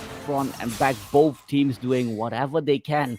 Again, with such a combo draft, we haven't seen the proper combo. That's the thing. We haven't seen them being able to properly combo this up. And the Corki being dead so early, the last fight was a bit unfortunate, and they're looking for the offside copy here. 3 members, I don't think they will commit everything, but the side of FB looking for an angle, looking for a counter engage angle here, trying to block the Rel away though. 2 tanky members in the front line to make sure to zone out ADV, but in the back line, the one that's being taken down is the Camille. Anilam is going to be taken down. There's no more front line, there's no more Camille for the side of ADV. The green light, the Ultec ultimate not available, and looking at the Feather Storm is going to be used by the FFB side. Flashes forward, but is the one that has to retreat, but he is so low on health. Feather Call is not going to be called yet, and again, this fight has been over and over. They're still fighting here. What is happening? They're finding an angle, they're finding a fight. Baron is so clutch that they must kill everyone before they start. Yeah, even if they take the Baron and there's like forward left for FFE is still a bit of a risk for ADV, and they're not willing to take that risk. In fact, they're going to go for the riskless move of recalling everyone back, resetting again, and probably going to go for the objective again this time. Yeah, they're probably going to just go for the objective again and again and again. And one time, there is a possibility where ADV just connects everything. The Magnet Storm has to be clutch. That's the one thing that I have to say. If the Magnet Storm manages to catch the Xayah, managed to catch the Lissandra, and they couldn't activate that Magnetic Storm in time, it will be a huge issue from the side of FFB. But the thing is, the Magnetic Storm is so much for you to rely on, it's so much for you to rely on. Baron is still up for grabs if both teams want this hashtag ultimatum on to Fuyu, on to backline here. Rear Enter is not available for the side of ADV. They have to repeat. Rear Enter is finally being used a bit too late there, but looking at Fuyu finally being taken down. Featherstorm has to be used away. The side of FFB is the one retreating. Ignite is going to take, and I don't think the Featherstorm is enough to make sure that the Xayah stays alive, and ADV finally taking the fights that they want, and that will be a free Baron for the side of ADV. They don't want no Baron, they just want to end this game, and Nocturne being the last man alive. Can he defend though? I don't know if it's possible for them to end the game though, or maybe it is possible. Okay, the minions are here. They will take down the inhibitor turret, and now the crystal is wide open. ADV should be able to end this one. ADV, they just need a batch of minions left. Oh, no, and ADV, they could do it, but no, not yet. Stop by FFB, but here comes the minions. ADV will finally lock it in to be our first grand finalist. ADV doing the impossible, taking down the first six. The Faithfulboiz, you are not today, is not your day. The fate is sealed. Adventus Negus advance to the final, is our first grand finalist for the day. Meanwhile, for Faithfulboiz, you do have another game up. This has been so good. This last game has just been going front and back, and Adventus Negus take us on an adventure this game and manages to secure the first grand finalist spot for the WSPL. And never mind for FFB, you still have one more chance. We still have another best of 3 game down in the lower brackets. You'll be fighting against 1.5 odds. So we will be taking a break, guys. You guys see the brackets there? FFB finally securing their spot in the grand final, which is tomorrow. It's a best of 5. So we'll be going into break. So we to prepare Faithfulboiz versus the 1.5 odds. So see you guys when both teams are ready. Ciao.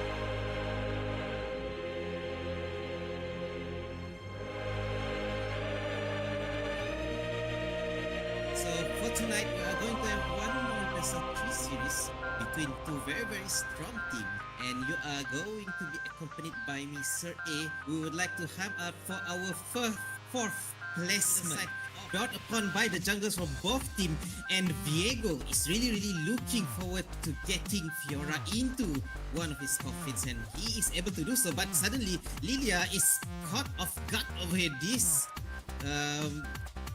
Engage does go in from the Lilia, manages to get the sleep in, and the Galio tries to save the Corki right there.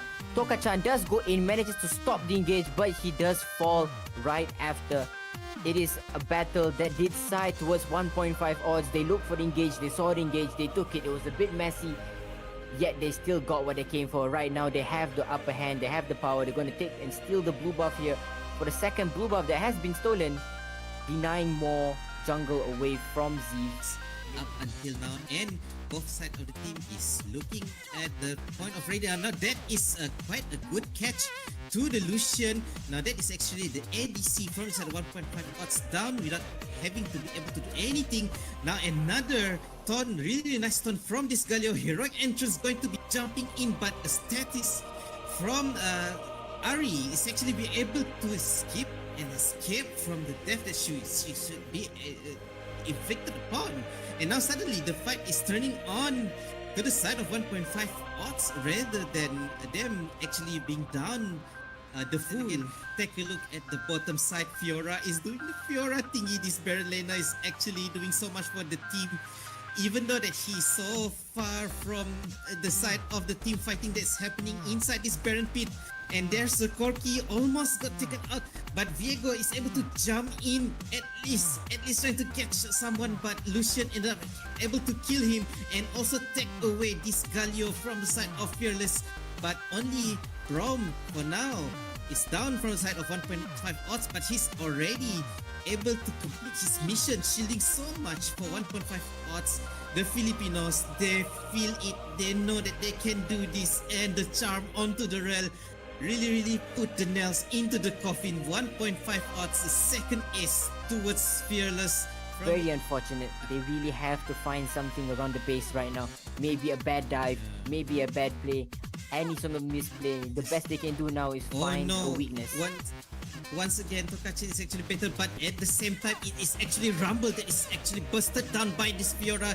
The jump, the knock up. Lucian is able to get the one of the players from this Fearless side, and then now after the very good heroic entrance but still no more follow-up from the side of Fearless, definitely something that is not going to be fruitful in any sorts of circumstances that can be done by this mid laner from the side of Fearless. Now in the second game, either it will be a match point for the 1.5 odds from the Philippines, or it will be an equalizer from Indonesian Fearless team. So the Blind Monk is lingering around, maybe trying to get an opportunity, but we see it's actually Bond Blossom that is jumping towards them. Is it the right call to make? And the ultimate from Camille is already out, while this taking some of the turret hits, able to get Bond Blossom to become the first blood to the side of 1.5 odds. I am not sure whether and at the same time, this Riven is able to take down Zeta. Now that is something good in return for Fearless, and now they are trying to eye in for maybe the Orn. That is a nice knock-up, but unfortunately the follow-up might be a little bit too far here. Both of the ultimates from the Dragon Landers on the side of 1.5 is out, and it's not really going to hit so much. But again, at least Lee Sin is able to steal that Ocean Dragon started by the Fearless side, and now both of the players and members from the side of Fearless is taken out bit by bit slowly, and at the same time this Camille is soloing Bond Blossom down yet again. I think he is already too far ahead compared to Jax. From Camille, they're trying to pick a fight here, trying to get the Lee Sin, manages to grab the Lee Sin right there, onto the backline, picking up the Rise. They did turn back this team fight right here. They're being pushed under tower. Toka-chan managing to be caught, and does get caught by the Aurora, surprisingly. Riven trying his best to get an out reset, trying to get a kill in. Andy Garcia is still trying to deal a lot of damage onto them. Might be able to get the Camille right here. Good ult coming from the Ezreal, and he's doing his best trying to clean up. But just like that, there was a lot of value still managing to be snagged by Fearless. On the side of Fearless, what they can do now is really hold it right now, because they do have the Jax, they do have the Ezreal, they have the Rise, they can scale a little bit more. Oh my god, this Toka-chan, I mean, like, he's supposed to be the tank here of among his member, but he is actually down almost half HP just like that, and now both Andy Garcia as well as Ardo yet again killed directly under their onsets of turret, showing that how much this 1.5 odd team members is very far ahead. Zif now is eyeing upon him, but that shield coming out from his passive is already very massive. Camille jumping at the front, Zif has to run away, but then again Camille finally is able to be taken down from the side of Fearless. One team member of the 1.5 odds is down, but they are fighting not as if they are lacking in terms of members. They are pushing Fearless down with the power of their goal, the power of their item, as well as experience and the morale that they have now. It's skyrocketing. There's nothing that can stop them. They are the one that is fearless now compared to Fearless, and I think Zip, he is just going to, just give this our trophy a bit of personal achievement. Yeah. With this, yeah, that's it. That's just about it. They're literally just toying with the enemy right now. Lee Sin doesn't die on the Nexus. Honestly, if I was the Lee Sin, I would be so mad at my Ornn for not ending while I was like tanking tower. It's a trophy of on its own. But congratulations to 1.5 odds. They're the champions for today. On the lower bracket finalists, they will be moving up to fight the upper bracket losers, which is going to be on the next, which is going to be So next big week. thanks to Gizmo Esports Arena for producing our live stream for the upcoming one more weekend. We have been with them for 1 month for this WSPL 2025. It is already at the end of our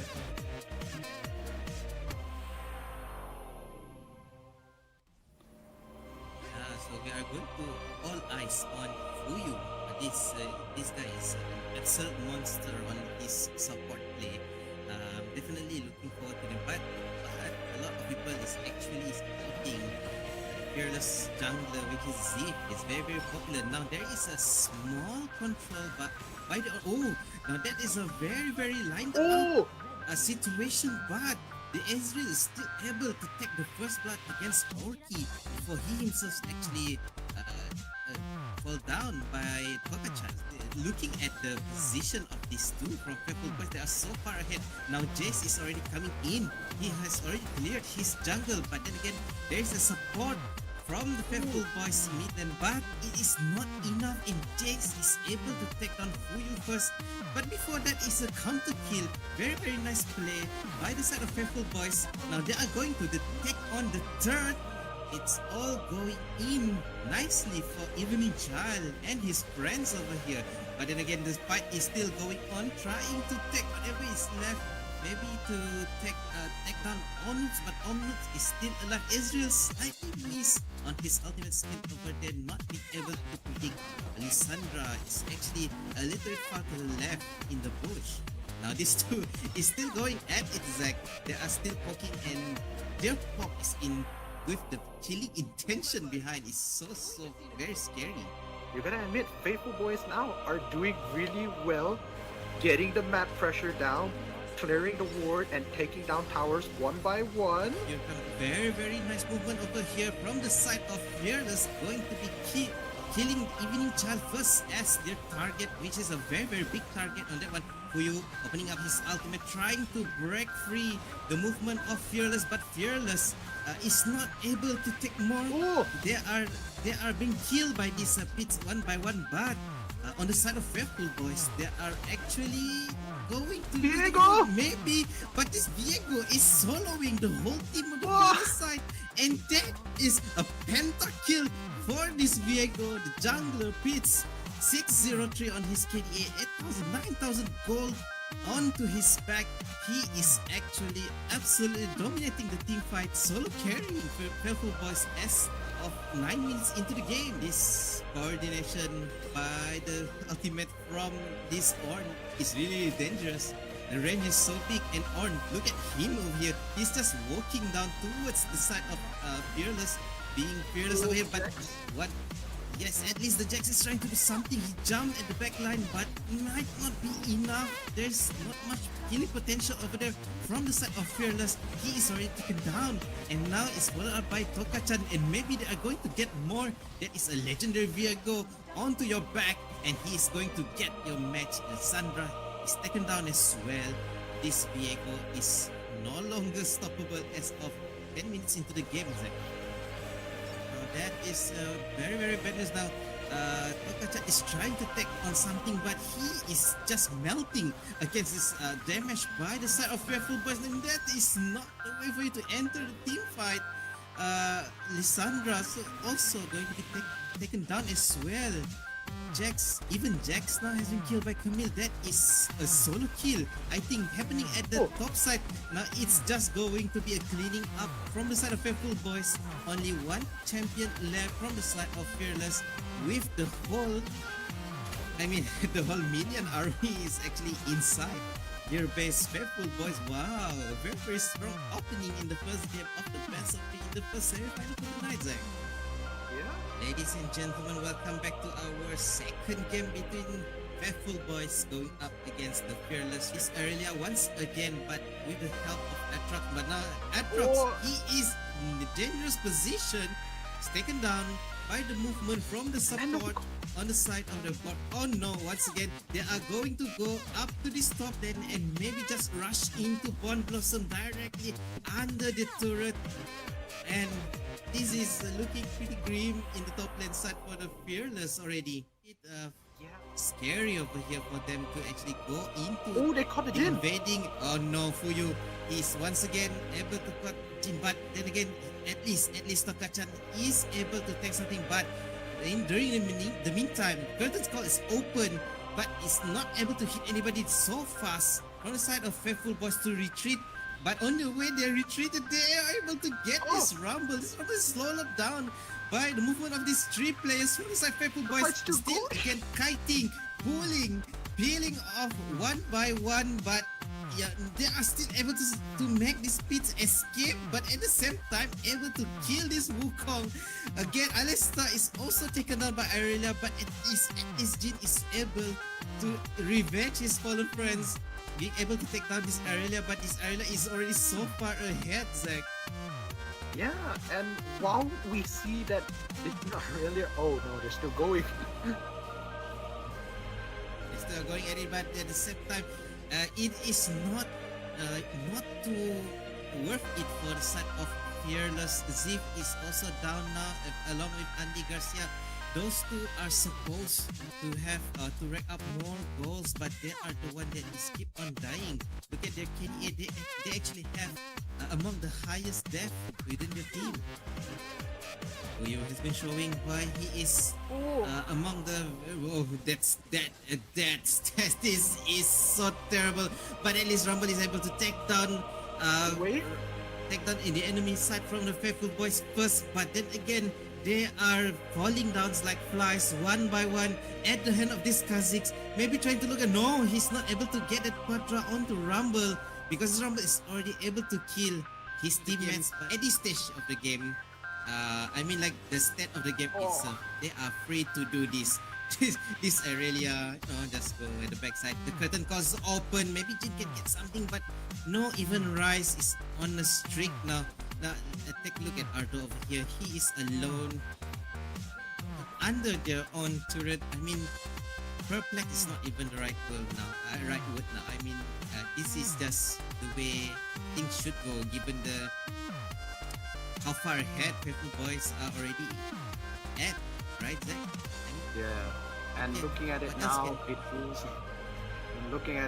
it feels like fate is absolute, as the Faithfulboiz are gonna play with their food a little bit as they slowly chip off this Nexus.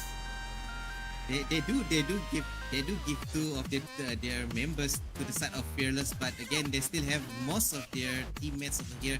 I mean, Rice is still not even a single death to his name, Asia. So we are going to go into our second semi-final. Already something going on, and again Corki, the ADC is the target, but on this side of the lane, that Jarvan really knocks away onto the Vi and is able to take her down after she's able to get the score.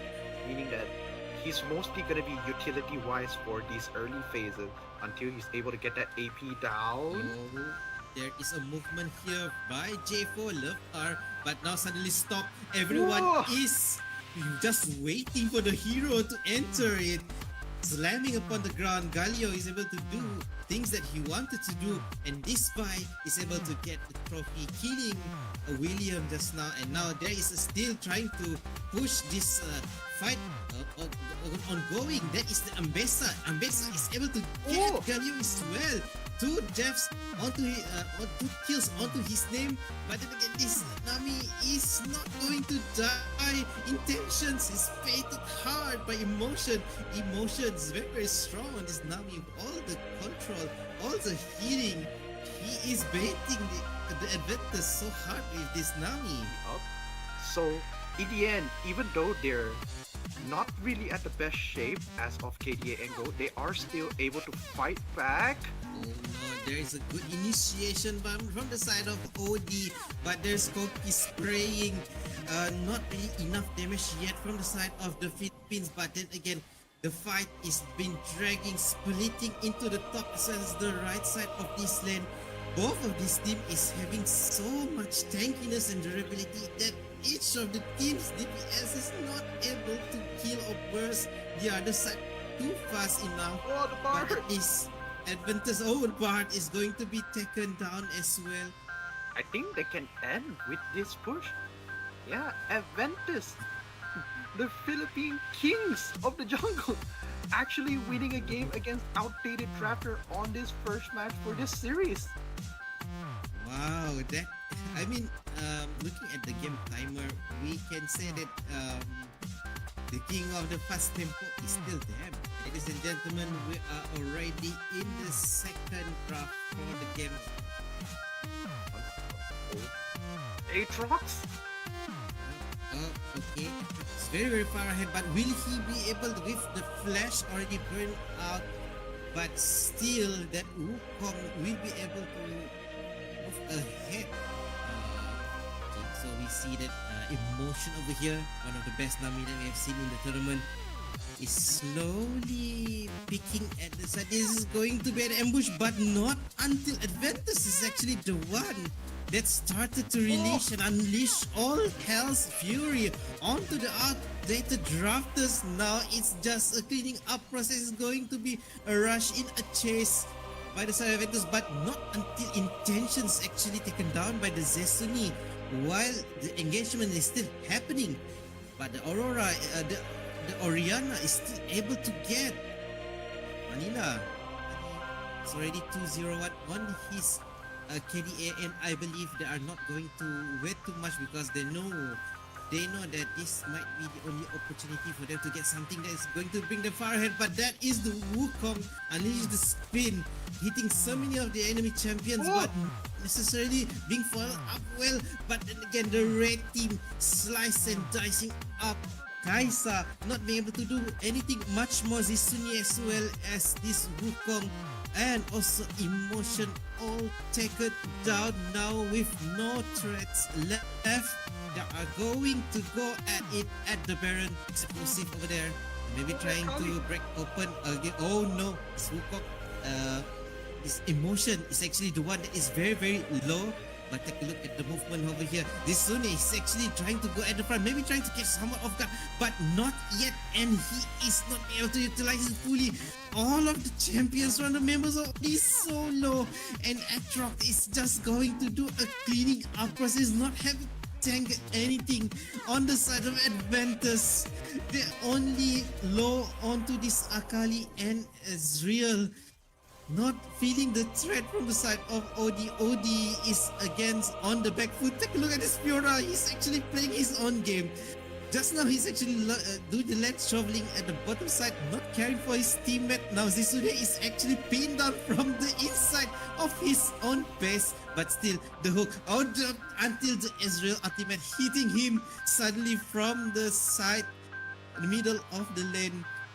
So once again, we would like to thank our organizers, Main It Up by Install Esports from the land of Borneo in South here, co-organized by Unimas Esports Club and official student club from the public university here in Borneo Island, which is University Malaysia Sarawak, as well as our strategic partner for the live stream and technicalities provided by Gizmo Gamers Esports Arena. Hi.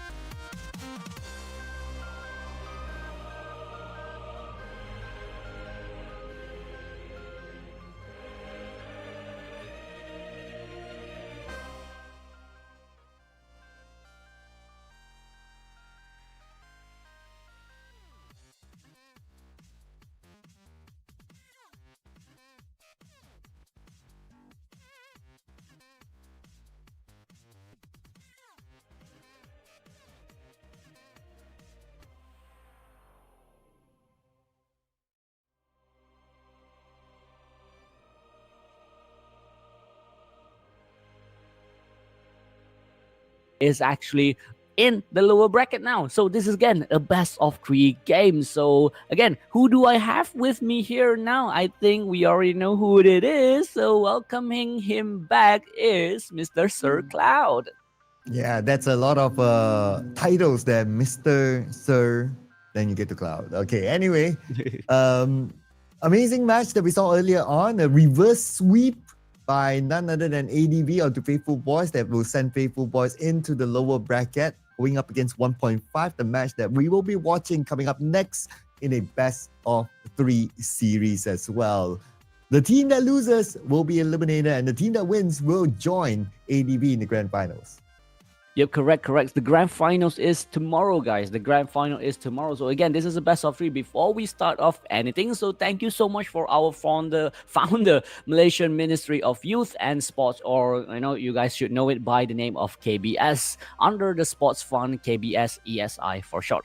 All right, so thank you so much as well for our host, Instalok Esports, which is an Instalok organizer in Sarawak there. And they're also doing it, co-hosting it with Unimos Esports Club. So just in case you guys don't know, a lot of the behind the scenes people are university students which are helping us out for their subjects. So the one marshals you guys are talking to, those are, university students. So they are helping us out a lot. So thank you so much for Unimos and also, those people behind the scene on making these happens. And we can't forget our main streamer Gizmo Arena making this tournament possible. Those highlights, those clips, this everything is put together by Gizmo Arena. So again, thank you so much, and everything for sure is supported by Unimas Entrepreneurship Center. So we are already in our Champions Select game number. It's not game number 3. It's a lower bracket finals.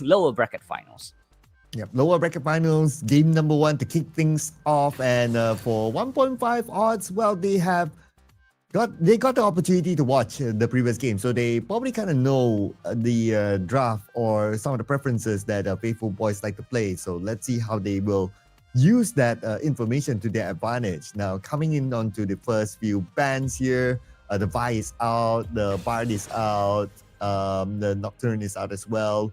So my favorite combo is still available, just saying. Just saying, the favorite combo is still available, but we're definitely not gonna see a Bard pick. The Bard has been full ban 100%. Every single game, the Bard is not going to be able to pick, because we know how scary the Bard is if Fuyu is the one holding the Bard. So, out of respect, Bard is a bye-bye today, and we're still waiting for the last ban here. It's going to be a no ban there for the side of 1.5 odds. It might just be, laggish kind of things, but, there you go. Wait, hold up. Oh, this is already the second pick. The Fiora was an Instalok. I'm like confused. Why is the Fiora is still hovering? We were looking for the first pick, and the Fiora is over there. So it's already the second pick, actually. So the Fiora into the Camille there. Yep, so with the Camille pick and obviously 1.5, they are the second pick. So they will have 2 back-to-back picks. Definitely, I'm thinking about the Galio again. They have the opportunity. But interesting enough, 1.5, they did not ban their third ban. But that's okay. They're still given the opportunity to lock in the Galio, and they will take that one home. Yep, they will take that one home. The question is, will Faithfulboiz do what the last game did? What they did. Was it Faithfulboiz playing the Zaya and also the Faithfulboiz lost against the Camille Galio comp. So will they still do what they did last game, which is opt for the Lissandra and also the Zaya, but they're looking to deter away from that idea. They're picking a Zeri here. So picking a Zeri here means that a lot of AoE late game damage being dished out onto the 1.5 odds kind of team. And 1.5 odds still has one thing up for them. They played a Mumu. So it's still going to be a huge combo if they still go for a Mumu here. So I'm just hoping that the Amumu is going to get picked here. It's going to be a way fun game to watch. Okay, and the Rise will be picked up by Faithfulboiz. Looks like we're going to see a very different draft from them as compared to the first game. But they're going to face up against, we did talk about it, something that gave them a PTSD, the Camille Galio combo. The J4 is still up for grabs as well if they want to continue on with that combo. If they want to do something different, they can go for the Rel as well. But looks like they're hovering around the Lee Sin. That can also by the way, initiate and be followed up by the hero's entrance. Yeah, that also means that the Camille is going to be a top lane. The Lee Sin is definitely going to go to the jungle. You know, the Camille can still be flexed into the jungle. Lee Sin is 100% in jungle. You don't see a Lee Sin flex to top lane or mid lane. You know, sometimes you see a Lee Sin support in your ranks, but I don't think this is the game. You know, I don't think this is the game. And we're in the second phase, ban phase of the game, and J4 is going to be taken out. I guess the side of 1.5 odds will just dish out those engages champions like J4 now, maybe perhaps a Volibear or someone. Xin Zhao could also be a banned pick here. You know, anything that counters the Lee Sin, anything that annoys the Lee Sin, let's just take it out. Yeah, and the J4 ban is a good one. They want to enable the Lee Sin like what you said. So now for 1.5, they definitely could use damage output. They have yet to pick their ADC, so tons of ADC still open. Like the Corki is still open, the Kaisa is still open as well. Even if Faithfulboiz bans any of them, there's still tons of options that 1.5 can go for. Yeah, correct. And ADC ban usually are that much of a prio unless those ADCs are like Gumayushi or Viper, you know, those kinds of very, very aggressive ADCs. Those kind of ADCs bans are logic. It means that perhaps 1.5 odd has those kinds of player, you know. A Lucian ban could also go through here, just, you know, to make sure to slow down the ADC. And there you go. Never mind, the Ari ban is the last ban for the side of Faithfulboiz. And we are going into our second pick here. So what we're looking at here, support is still not being picked here. It could be a top lane or a jungle for the Faithfulboiz here, not being picked. Meanwhile, for the 1.5 odds, it could be a support, not picked here, and ADC is 100% not picked here. I'm thinking something like I don't know. I actually don't know. I actually have no idea. Oh, there you go. The Lucian being banned away, not being picked when you're supposed to ban them away. I'm not sure why the RE ban though, because 1.5 already picked the Galio. Unless Faithfulboiz is thinking that, oh, this is going to be a tank Galio that's going to play as a support. That's the only way they will ban out the RE. If not, then, well, to me, it's a wasted ban. But I mean, it's a 50-50, right? Galio is a flex pick. But if we were to see based on the last game, Galio is very effective on the mid lane, especially with the Winds of War, able to clear off the lanes very, very quickly. I believe that this Galio is going to be a mid Galio. There you go, the Xin Zhao. The Gragas is picked for Fuyu, and the Xin Zhao is jungle pick, one of the annoying champion that would kind of disturb the Lee Sin is finally be picked here. Again, the Ari ban is questionable. The Nautilus ban is also questionable. So both last bans are very questionable, but they're looking for a Aurora or a Lissandra here. Lissandra finally getting picked by the side of 1.5 odds. 1.5 odds has, again, the combo that Circle really love, which is the Camille Galio combo that could put a cherry on top of it, which is by using the Lissandra to just go in as well. So just going to freeze everyone up when you are targeted. But the only issue is you are going to be leaving the Lucian behind. So, again, the side of Faithfulboiz has the Gragas though. Remember, the Gragas is so good at early engaging, so you have to be careful with those explosive casts. The Nautilus ban, I could still kind of go for that because Faithfulboiz, they lack tanky sort of hero champion that can absorb. They went for Gragas at the end of the day, which is absolutely fine. Expect a full tank Gragas. But looks like the Galio will be a support Galio as well. So it's going to be a full tank Galio. That's his job. He has only one job, which is to initiate the hero's entrance at the right timing. And then you follow up with the Justice Punch and so on and so forth, of course. But that is going to be his main key job. And hopefully we see a better Galio this time.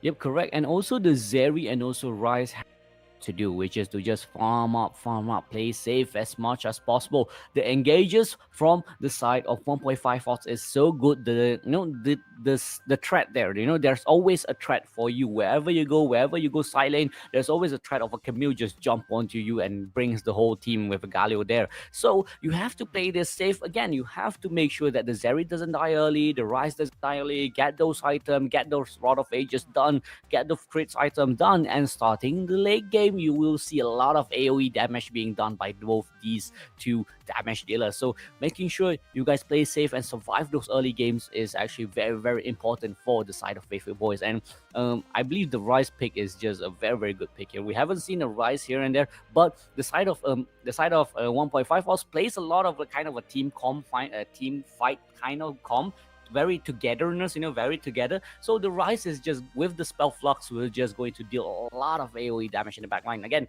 Zeri also, man, it's just the two same champions with different roles, just AoE damage all over. Well, but let's see if the AoE does work out for them, because the last time we saw an AoE combo, it took a while before they managed to get their groove together, right? It requires a lot of team coordination, the timing, who goes in first, who goes in next, who follows up after that, and so on and so forth. And on our broadcast today as well, this is going to be the first time we see 1.5 playing, meaning that they might be still on the cooler side, whereas for Faithfulboiz, they have played their last game. So perhaps they have kind of warmed up as well to try to just outplay the kind of combo, something that's going to be something that we're going to pay attention to coming into the game. Yeah, and it's putting the curse onto the draft comp again. So yeah. So I've been putting the curses, and I've successfully putting the curse on 1.5 odds this game. So let's see if the curse can be broken. 1.5 odds will have to fight not just against Faithfulboiz, against the caster curse as well. So this will be the first game in the lower brackets finals. Faithfulboiz on the left fighting against 1.5 odds.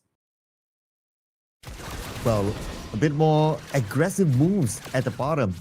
I totally understand the aggressive move, because if you have the Galio there, he is very strong when it comes to the laning phase because of the Winds of War. As long as you have enough mana to just spam the Winds of War, he is able to zone out his opponents very well. Yep, correct. And looking at his skin, is Zeri using is the new Squirrel, Battle Squirrel skin by the Zeri, guys. If you want to win a skin for yourself, make sure do comment which teams you are supporting. But again, those epic skins that you guys can win are from 3 months prior, just in case you guys don't know. So anything 3 months from now, from today, technically, is not being able to be picked, but still it's an epic skin for free. Who doesn't want it? So make sure you guys comment which teams you guys want to see win, or which player do you support, or whatever it is. Just make sure that you guys comment. So yeah, look at the bot lane here is a usual aggressiveness from the Galio and also the Lucian here. The Lucian doing a lot of damage. Fuyu engages forward. But yeah, again, there's going to be some ticklish action doing in the bot lane here. Yep, I really like the position of the Galio all the way to the back line. Ooh, top lane, fighting. Oh, okay. Ooh, jungle. It's not top lane. Oh, never mind. It's gone. Oh, yeah, it's gone now. So I was like hoping there might be a fight happening here in the jungle, but yeah, not much has happened. Both teams decided to just run away. The Scuttle is gone, so let's just chillax a bit, man. Chillax. Well, I guess even at the bottom now, both sides are starting to chillax a little bit, especially with the fact that 1.5, they will go back to their base. Same goes for FFB as well. Just at the right timing. A bit of a clash of the minions at bottom. They might lose just like one, but it's not going to be too much of an impact. Getting themselves recharged back with the mana back at full is going to be more important for them to sustain the lane. Yeah, and I'm looking at 1.5 odds here. They're playing a bit, a bit cold. That's what we're looking at. And FFB playing way more aggressive from the usual side. But 1.5 odds does still have their confidence up because they haven't been playing. And looking at the mid lane here, there might be a kill in the mid lane here. Looking for the Rise, and that will be the first blood. The Rise being taken down. 1.5 odds gets one kill for themselves. And, the coldness is finally hot. The pan is finally burning up. Yep, and I really love the rotation as well from 1.5. Normally we see the mid lane rotating to either the side lanes, but this time it's going to be the side lane rotating to the mid. And they got one in return. So great work there by 1.5. Good rotation. Yep, they know that this Ryze cannot play the early game, cannot play the pushing wave, pushing lane that the Lissandra can offer. The Zeri also is just going to keep farming up slow and steadily. So this is the moment 1.5 Oz needs to strike. With the Lee Sin being so good at early game, they need to strike whenever they can. They see a window, they just have to take it. Make sure that FFB doesn't have enough window to breathe. End this game before 15, and this game should be for the 1.5 Oz.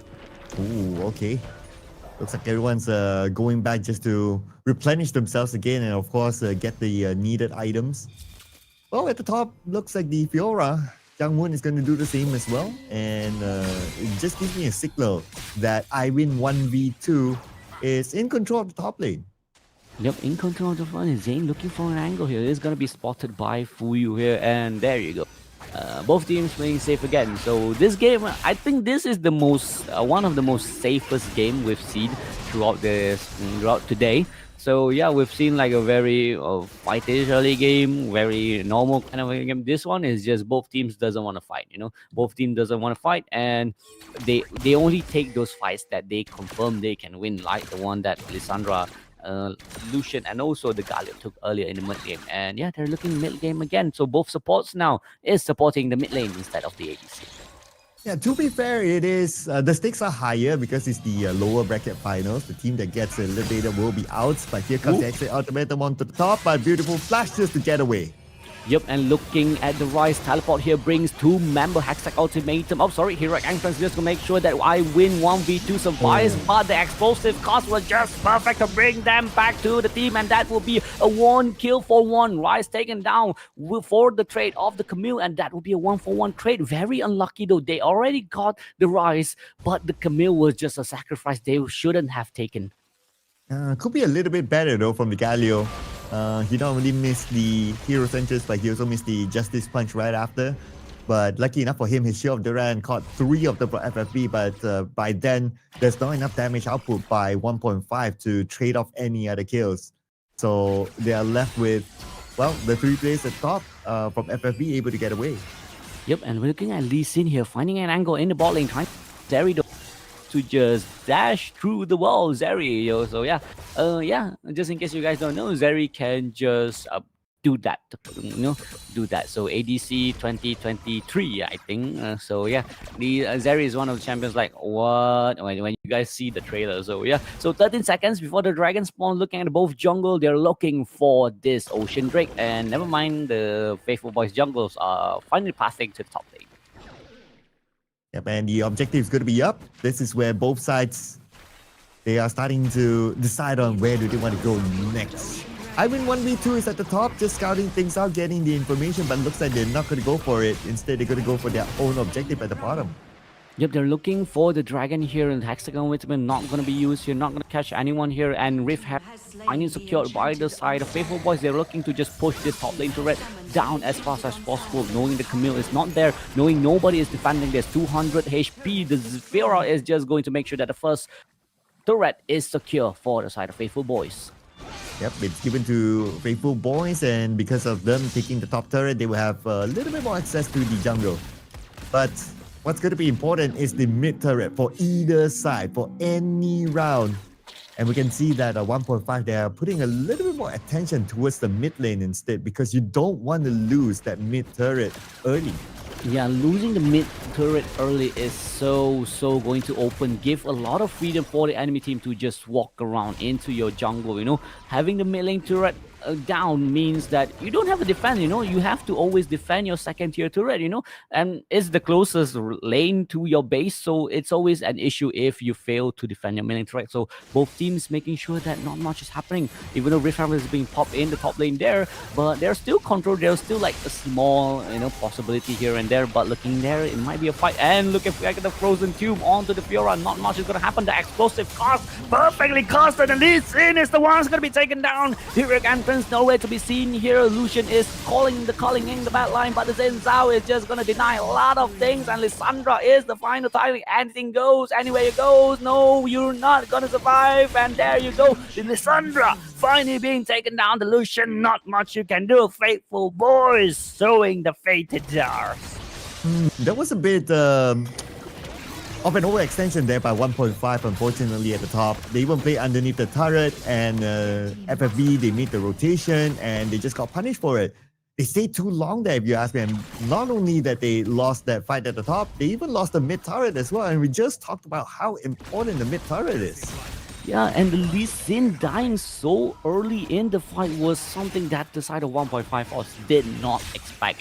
They were 3-person, they were planning for a gang, and what happened was the Gragas explosive cars just, disturbed every plans that the 1.5 odds had, and yeah, everything just goes bad from them. Just one by one fumbling down. There's not much you can do once one member being taken down, and we're seeing a Galio and also a Galio tank, a Gragas tank. But looking at the value here, the Gragas engage will always be way more beneficial, way more better if he gets those perfectly timed explosive cars. Top lane.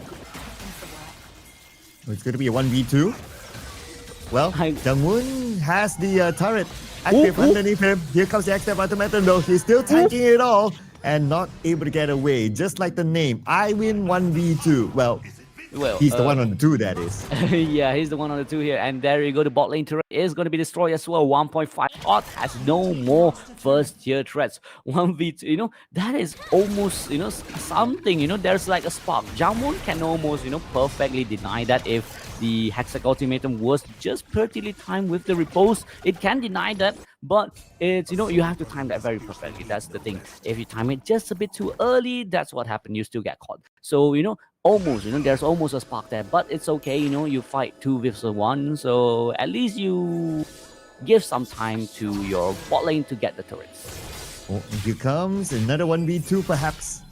But no Hextech Automaton being used. It's still on the cooldown. If there was the Hextech Automaton, then maybe that could be a kill, but anyway, their objective is not really to get that kill. If they got the kill, it's a bonus. Their objective is just to try to win that top lane and open up more space for the other lanes.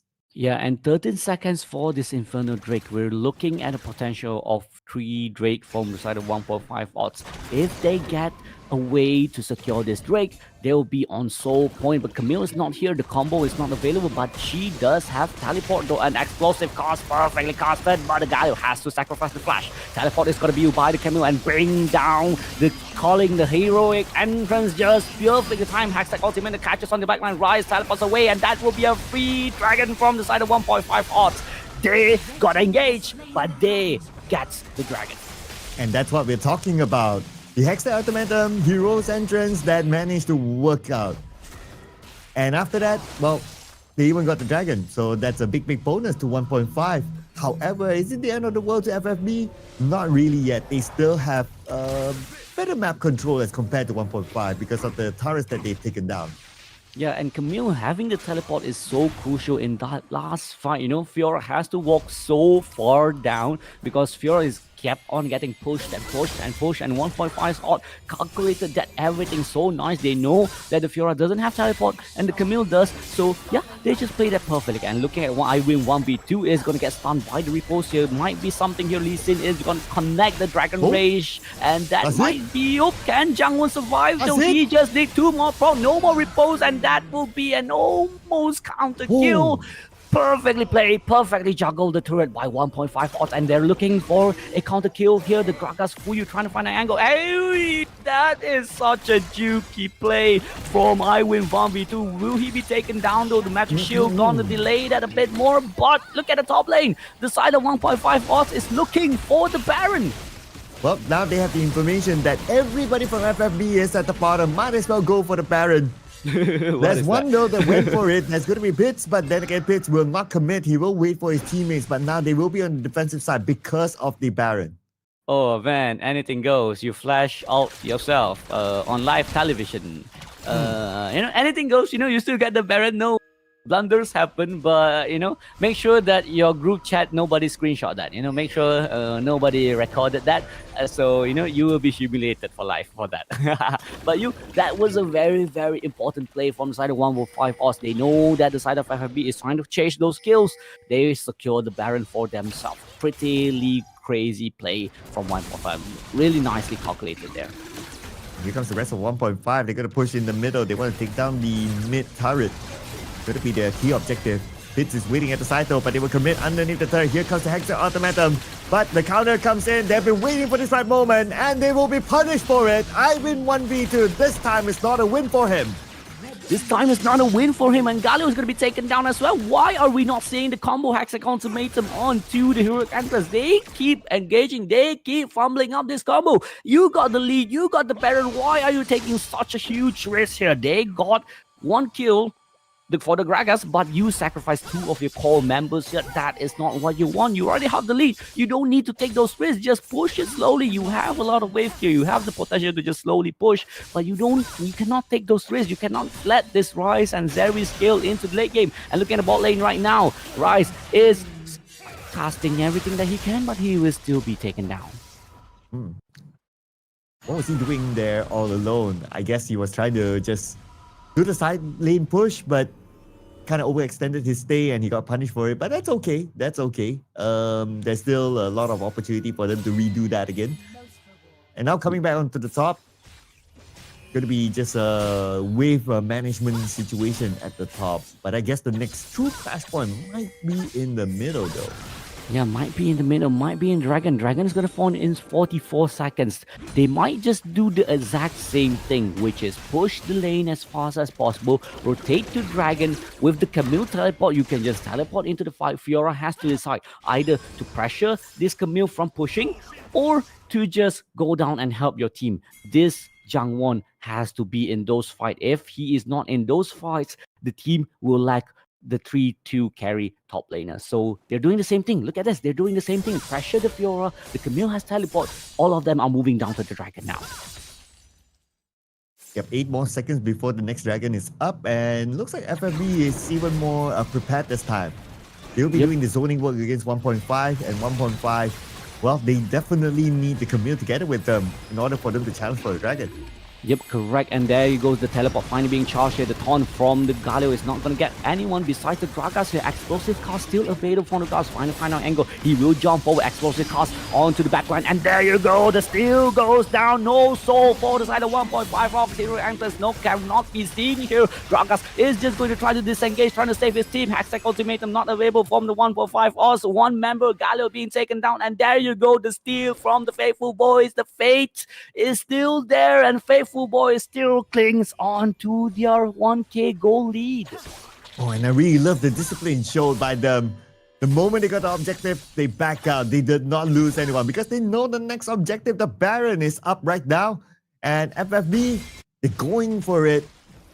Now they're trying to just gather enough information on where exactly the members of 1.5 are at before they start off the Baron by the bottom. Yep, there you go. The Lee Sin is at the bottom. But meanwhile, Jangwon just takes the 1v2. He is the one who wins 1v2. But in the top lane here, Pitts is already in the Dragon pit here and in the Baron pit here. And there you go. The Baron secures from the side of Faithfulboiz. Finally changing the odds of the game. But there will be a sacrifice. The Gragas is going to be taken down. 2 members down. But the Baron secured from the side of Faithfulboiz. Yeah, and the Galio came just in the right time with the Winds of War to secure that kill onto Fuyu. But now they have to kind of defend because the Baron's been taken by FFB. So now FFB, they can still balance up those lanes because of the Baron objective taken by them. Yeah, and actually, right, the 1.5 Fox is playing very well here. The only mistake they did was the last Baron fight where they kind of like did not manage to secure the soul. So it's what you can actually do is just to delay more, you know, just play it back. The Camille has a TP, just why not just push the top lane turret, one more tier turret, you can pressure that last turret there. So, you know, the Fiora is definitely going to leave early, so you can just delay it a bit more. You have the TP, you don't need to panic. You don't need to rush because you know how this Fuyu plays. The Fuyu is just going to jump in and explosive cast. So you know how the enemy plays is you have to put that into your way of playing. So yeah, a bit unlucky, but still 1.5 fault is still early. And looking at Fuyu, always finding those angles, always finding those opportunities, always finding ways to use his explosive cast for his team. And we're at the stage of this game where either side, if there's a major mistake and it got aced out, then their opponents will win. So they have to be extra careful not to make those mistakes. FFB, they clearly have even more map control right now. even though the goal is not that far off difference, because of the map control, they can continue to put on the pressure to 1.5. Oh, I like this Lee Sin here. Can he find those angles? There you go. The angle jumps on to two Hexaco teammates on the back line. Here, and up in on the air is going to catch on to two Mambo, but he is the one that's going to be taken down. The side of FFB, Zeri is going to be taken down as well. So it's going to be trade for trade, but only member left on the side of 1.5. What is it, Lissandra? Anything goes, and anything is no more. And there you go, Faithfulboiz find those kills that they want, and this will be game number 1 for the Faithfulboiz. Faithfulboiz locks in the first game. Very, very well controlled game by Faithfulboiz. The moment they took down all those key turrets, the first turrets of every single lane, they did not let go of their map control. Very well done by the Faithfulboiz. That engage was so nice from Lee Sin, but again, they keep fumbling up this combo. You know, it's such an easy combo for you to just go in with the Hexa Ultimatum. Galu just jumps in, but the issue is they keep fumbling this up. I don't know how. This Lissandra is so fat at this moment, you know.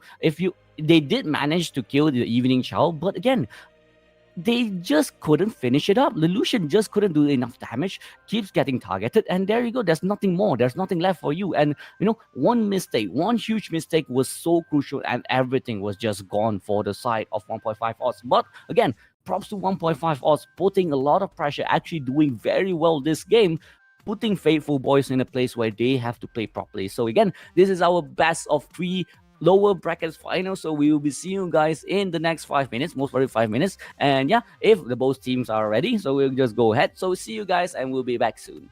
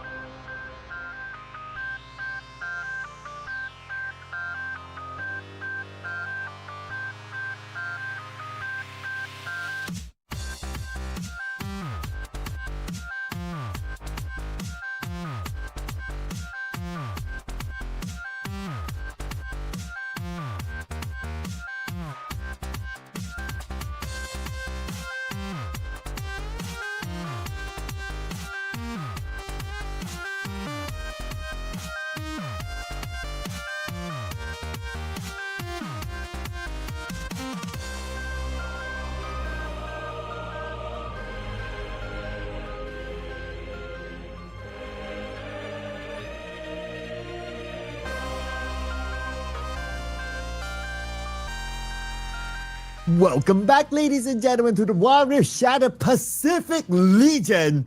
And we are heading on to game number 2 between our two amazing teams here. Faithfulboiz versus 1.5. And if you just join us in the action, Faithfulboiz, they won game number 1. So they are one step away from meeting their adversaries in the grand finals, which is ADV. But let's see if 1.5 can pull this game back. My name is Sir Cloud, together with Dango. We'll be your storytellers for today, and we'll jump straight into the draft.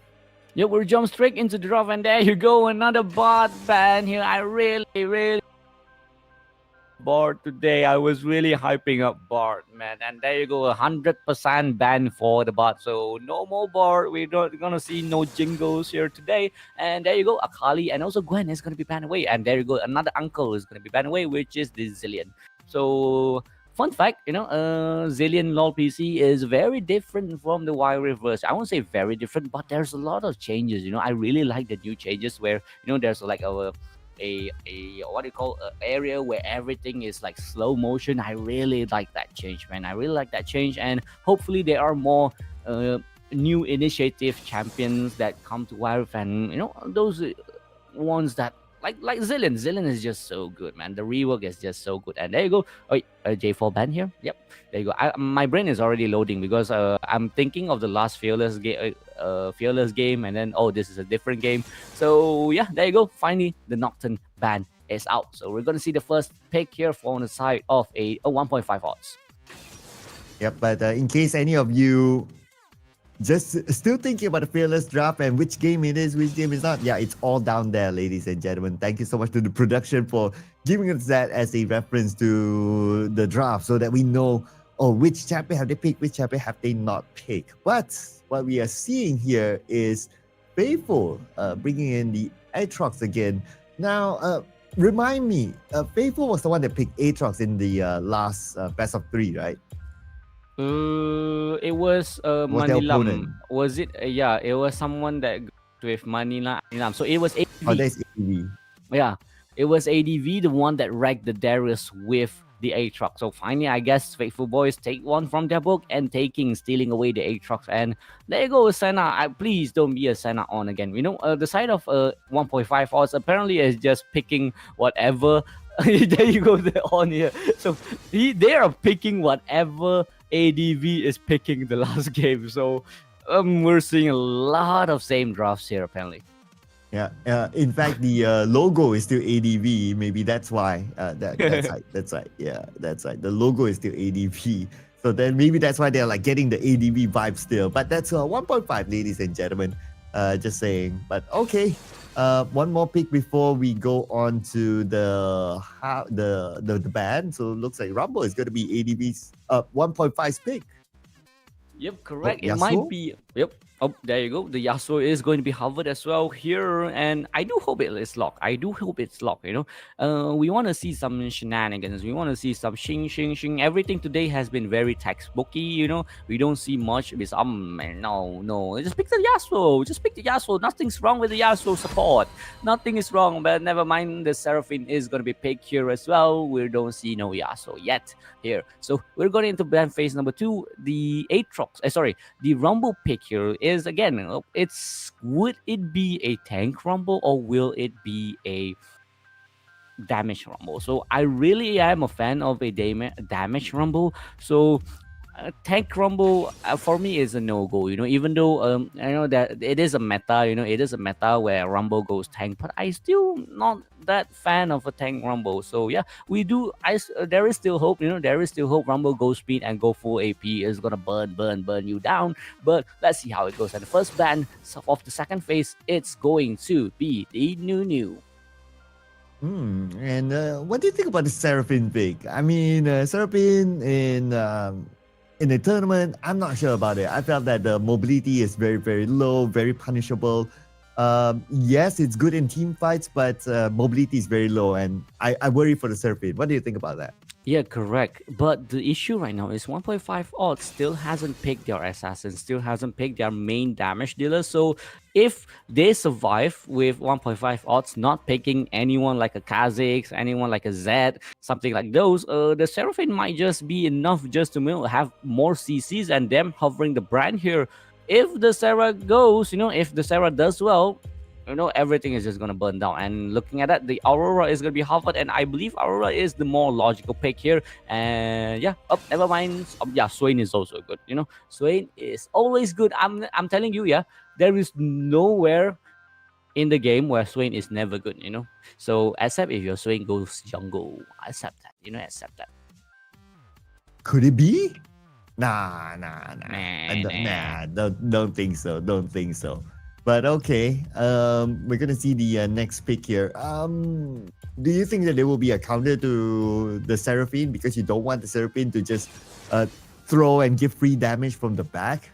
Yeah, Aurora is actually quite good where she could just burst the Seraphine down, but she has to find those angles as well. So, Aurora being able to just jump into the wall and connecting it to the other side, portaling out to the other side is actually very, very good, fighting against the Seraphine. And we're looking at it. I actually pretty love the Olaf pick comparing to the Hecarim pick here, but they're still deciding Hecarim pick still has more engages, more help, more to just go forward. But you still have to remember, if the Heka goes, the Sarah is still there. There's a black shield. There's a spell shield from the Silver just to save him. You kind of have to play this properly. You have to find those targets. You have to find those spheres for you to properly play this Hecarim pick. And looking at the side of Faithfulboiz, they're hovering a fiddlestick. And they're looking at Vi as well. Okay, that's going to be interesting if they go for a Vi. Okay, and they will lock in the Vi. Ooh. Who is this Vi for? Oh, this is a... Wait a second. This is a support Vi? No, okay, there's no switching. There's no switching. Yeah. It's definitely gonna be. It's definitely I'll gonna be afraid if they put it in a support Vi. Yeah, I'll be afraid. I won't be afraid of the support Vi. I'll be afraid of the Seraphine jungle. I'll be afraid of yeah, the Seraphine jungle is like, what? A Seraphine jungle? But you still can, switch it up. Maybe the Aatrox go jungle and the Seraphine goes mid, Swain goes top. There's a lot of way for you to flex this kind of draft. But again, they do have a very good combo. The Vi just goes in, and Swains will tend to follow up, Aatrox tend to follow up. The Seraphine will have just a very straight line for you to ult. If it hits, it's most likely gonna hit all 5 members from the side of 1.5 odds. So they will have to play their cards correctly. All they have right now is all in. They have all in potential. But if they can't kill anyone, 1.5 odds will take the win for themselves. By having the Hecarim is just going to wreak a bit of havoc in the backline. Yeah, a bit, but I think that they should have enough strength in the front line, especially with the Aatrox. So imagine this, right? Like the Aatrox just run at somebody, just wreaks havoc, and then now they will need to switch their focus onto Aatrox. And then Seraphine would just have free hit. So this will really depend on whether 1.5 knows the right moment to shift their focus when it's needed in a team fight. Yep, and this is our second game best of 3. So it's a 1.5 odds versus FFB. It's just in case you guys know, FFB is actually the first seed of the Filipino regions now in the lower brackets. Actually very unexpected that ADV is the one qualifying. So Faithfulboiz actually has to win this for their own pride. If they fail, the first seed is just, it's their own pride is going to get hurt. Their own pride is going to get hurt. But 1.5 odds, again, they've seen how ADV played their cards. They've seen how ADV taking down the dragon. So they want the victory. They want a fairy tale story of their own as well. Taking down the dragon again will be the story for themselves. But they will have to do what ADV do, which is come back from behind. Can they do it though? Will have to be answered today. So just in case you guys don't know, there is skins for you to win. Okay, there's skins for you to win. Just comment down below which teams you support. Can 1.5 odds win? Or do you still think that Faithfulboiz is still going to get into the grand final? So make sure you comment which player do you like the most, or whatever it is about Wire Feast. But make sure you just comment good stuff, good stuff. So there is a chance for you to win the epic skin. So Sir Cloud, take us away to game number 2 of the WSPL lower brackets. And here we go. This is going to be match point for FFB.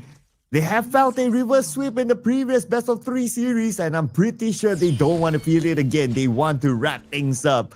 But this is also going to be the first time that we see the Seraphine on our broadcast tonight as well. So it will be interesting to see how the Seraphine will be the playmaker, or maybe the one that gives all the free damage from behind for this round. Yep, correct. The Seraphine is actually very crucial with the ulti and everything, with Anchor and all shields. The Saver will have to scale into the late game with all those pizza throwing potential.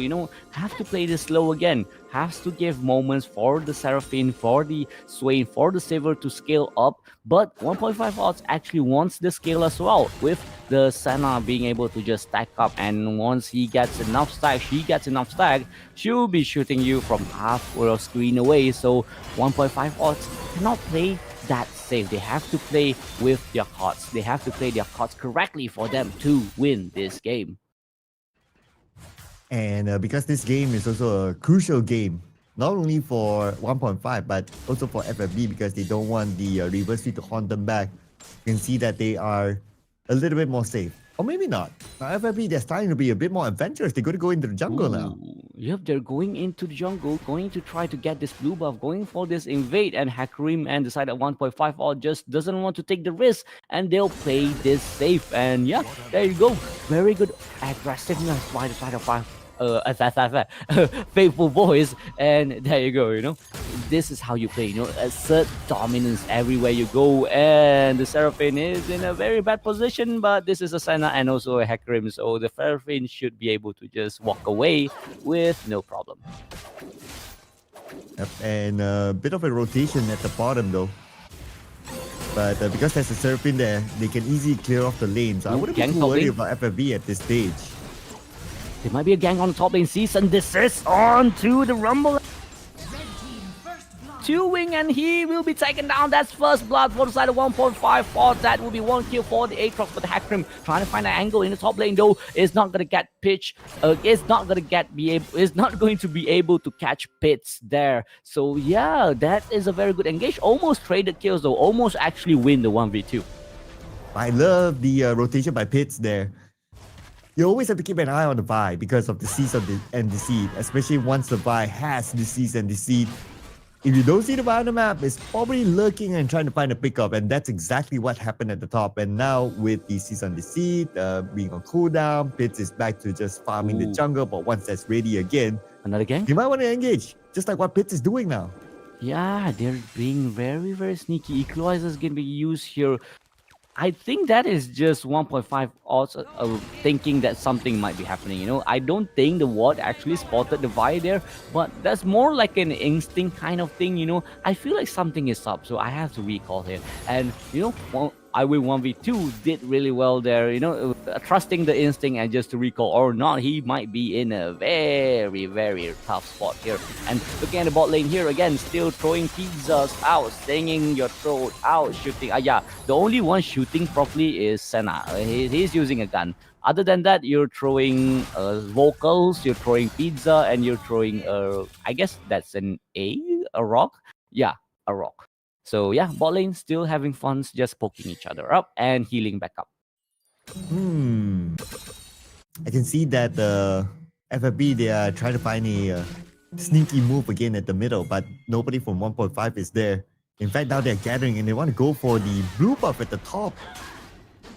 Yeah, they're playing this very, very well. They know that the blue buff is going to spawn and everyone just moves forward. Faithfulboiz, again, becoming a very different team. And looking at the bot lane here, Saver might be the target. Hakarim is in a very good spot. The spear is not going to connect, but the Call of the Forest God is going to connect. The Saver is going to be taken down as well. Now it's a Swain there in the side lane trying to get the on here. It's going to be a 1-for-1 trade. The side of Faithfulboiz in a very offside position is in the enemy. Wait, it's not actually. My brain is lagging here. Actually, it's because of the colors. And the one is trying to run away. Is anything goes? And Aatrox from the top lane is finally in the bot lane and gets the kill there.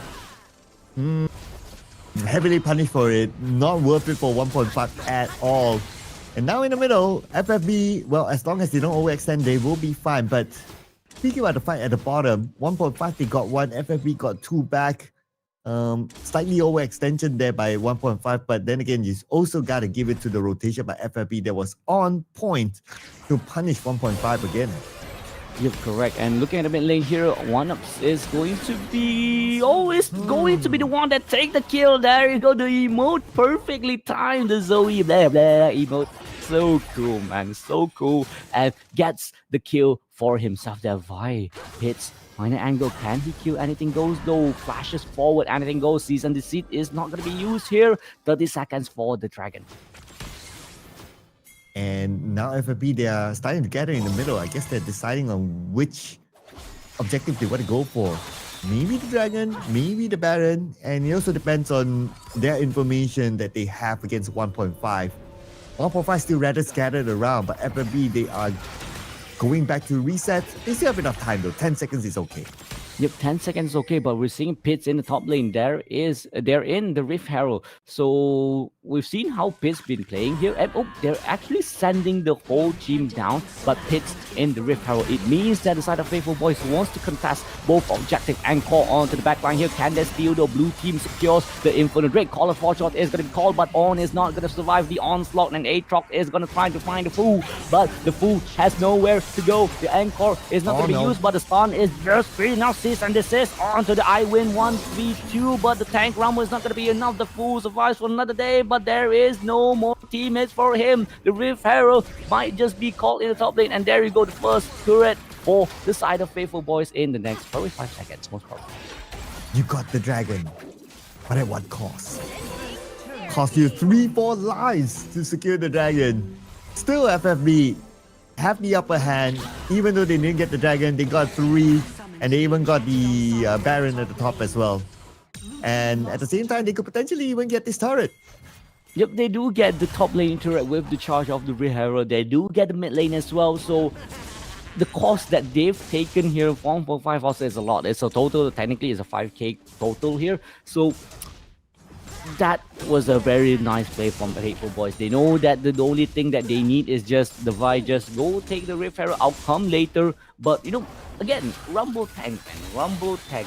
It's not that I still don't know how is China doing this meta, but doing very well. But it's not been working. It has not been working properly currently in our region, in our tournament. So me seeing Rumble tank, it's a thing that we're gonna lose. And Call of Foreshot is gonna hit onto the backline. 2-person is gonna be feared here. The side of Faithfulboiz will have to find those angles, but they are the one charging forward. 1.5 odds takes the Seraphine down. 20 seconds for his revive, but his teammates are gonna be taken down. 16 seconds for the Hacker, 16 seconds for the On in the bot lane here, and the Saver almost, the Senna almost be taken down as well. And there you go, the side of 1.5 odds has to retreat again and again. Oh man, I'm telling you, I keep fumbling Senna and Seraphine. Man, these two names. Yeah, say Senna and Seraphine 10 times in a row, and it will probably turn into Dango. Senna, Seraphine, Senna, Seraphine, Senna, Seraphine. There you go. Yeah, I counted 3. I counted 3. Yeah, I think it's less. I think it's less. You know, Senna, Seraphine. Man, I'm telling you, these two, man. Please don't like put them in the same team. That will be worse. That will be worse. Well, so far we haven't got that. If that happens, well, I wouldn't say that might not happen. That could still happen. I mean, it's an ADC and also a support. So if anyone wants to come up with a combo in the grand finals, who knows? Oh, they're looking for the Swain in the bot lane here. Meanwhile, they're changing target. 2 for 1. 2 fighting 1. But the Seraphine finally taken down the Swain. Trying to do something here. Try to get 1. Can he pop the ult? Can he kill 1 down? But no, it will be a shutdown for the Faithfulboiz mid laner. And there you go. Call of Forge got Pitch finding the angle in the back line. Trying to get the season desist. But the Fool is going to zone the enemy team out. The Hackram is just going to make sure that the Vi doesn't survive, but the backline from the side of Faithfulboiz is just doing a ton of damage. But the fire, the tank, what's the name again? The tank rumble is not gonna do much with your burn if you're just building tank, and you're not gonna do enough. And there you go, the Pizar is not burned. The Pizar is just gonna clean everything up. And looks like they're gonna clean even the red buff at the bottom. It's gonna be FFBs, and now they again have a lot of control of the jungle. Look at the top now. Look at the top side now. Again, they're looking for this blue buff. They're making sure that Zane doesn't get the blue buff at all, man. Zane has been trying to get his own blue buff from the start of the game. And there you go. The cost of the blue buff is his own life. Unfortunately, he went there alone and he was caught out. 2 players of FFB caught him and the rest was history from there. And because of that, right now, FFB can continue to put pressure onto all the lanes. While that, 40 more seconds before the next objective comes up. Or the Dragon, 5 seconds more. By the top, Janggun survived this one and somehow he still managed to survive.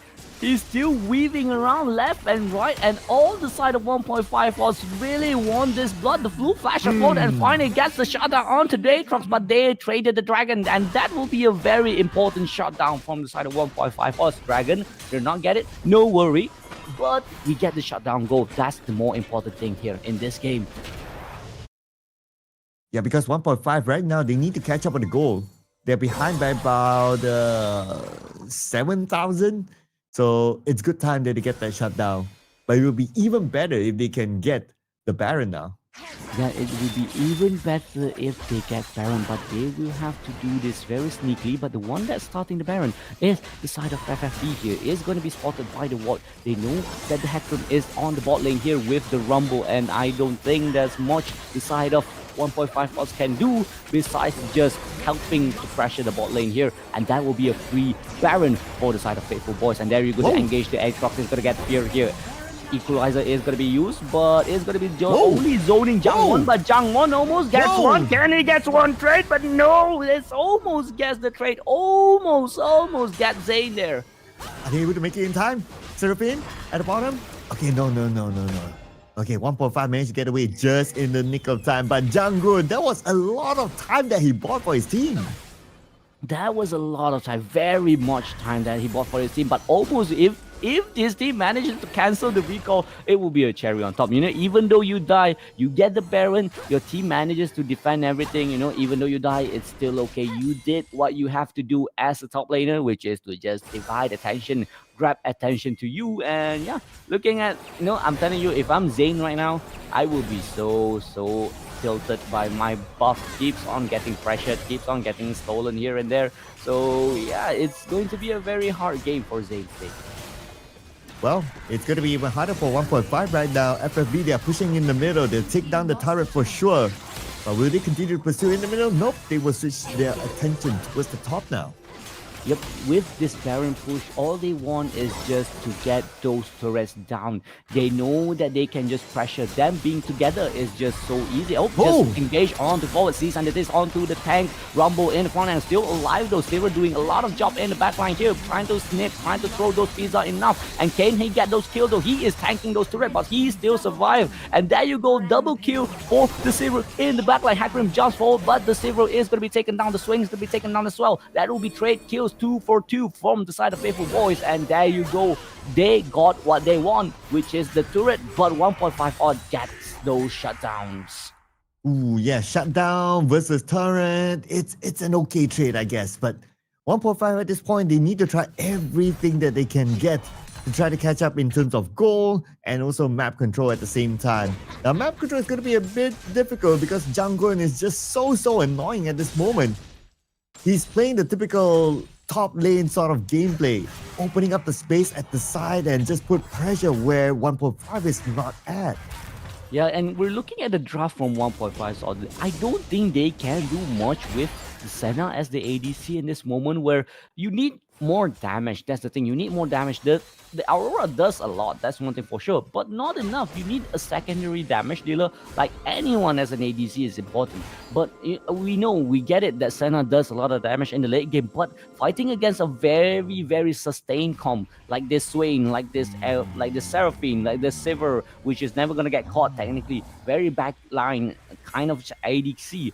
You will not benefit from picking a Senna here, and you are so slow in attacking, so you're not going to do enough. And looking at the top lane here, Jangwon finally being taken down, everything being dished onto the one champion, and that is how you pick those champions off. Oh, and that pickup is so crucial for 1.5 because that pickup happened just before the Dragon. 5 more seconds and the Dragon will be up, and FFB will need to contest for the Dragon without Janggun. Yep, without Jangwon, what can they do? 20 seconds, they need to do this correctly. But we're looking at 1.5 odds going for the Baron instead. 7 seconds for the Baron, but I think it's a bit too early. The Dragon is just going to be... Oh, looking at the side of Faithfulboiz, they just leave the Baron to pressure. They just leave the Dragon to pressure the Baron, and that is actually very...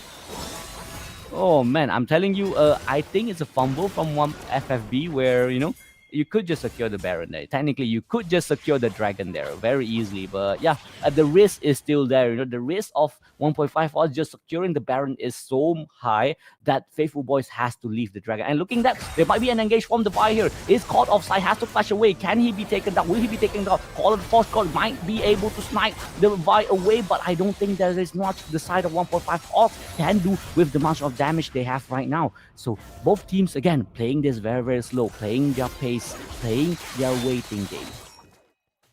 And FFB definitely doesn't want to let go of this Baron. But 1.5 is pretty much doing the same. But oh, Zane, I see what he's doing there. He's going to solo the Dragon all by himself. And the Dragon will fall to the hands of 1.5. And like what just said, FFB, they might be kicking themselves in the back right now. The fact that they did not secure the Dragon first.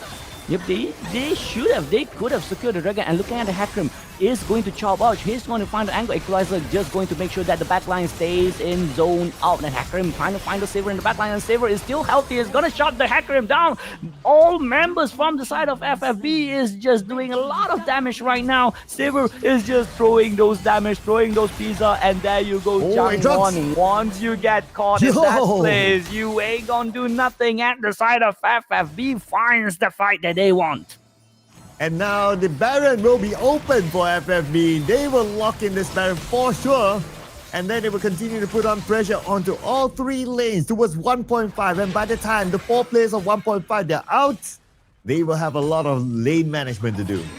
Yeah, and again, man, I feel like the Rumble has so much potential. You picking a Rumble, putting it as a tank, yeah, you still get those kind of stacks, those kind of, extra thingies here and there. But the value is still on your damage. The value is always on Rumble damage. If that Equalizer was just so nice, that's one thing for sure. The Equalizer is so nice, but it deals nothing. It does nothing at all. So if it was a Rumble damage, it would do a lot of damage onto Fuyu, onto Evening Chow. So they will have a problem. But tank Aatrox, if you can't tank anything, if your enemy team can just jump onto your backline, you're not doing anything. You're not doing anything. But FFB, they are definitely doing something here. They have all 3 lanes in control, like how we kind of predicted after getting the Baron. That's going to be a problem here. 1.5, they need to defend inside. They can't go out yet. Yeah, 1.5 really needs to get Evening Chow. If they get the ADC, that's the win. That's the win. They get the ADC and one by one, the side of Faithfulboiz will fall down. But at this moment, I don't see any way of them getting in the backline season. The seed is going to be used here. Call of small shot is going to be called on. 3 members going to get knocked up in the backline. But the pizza delivery girl is still surviving, still running around, still just roaming around the backline and throwing everything that he can. And there goes no.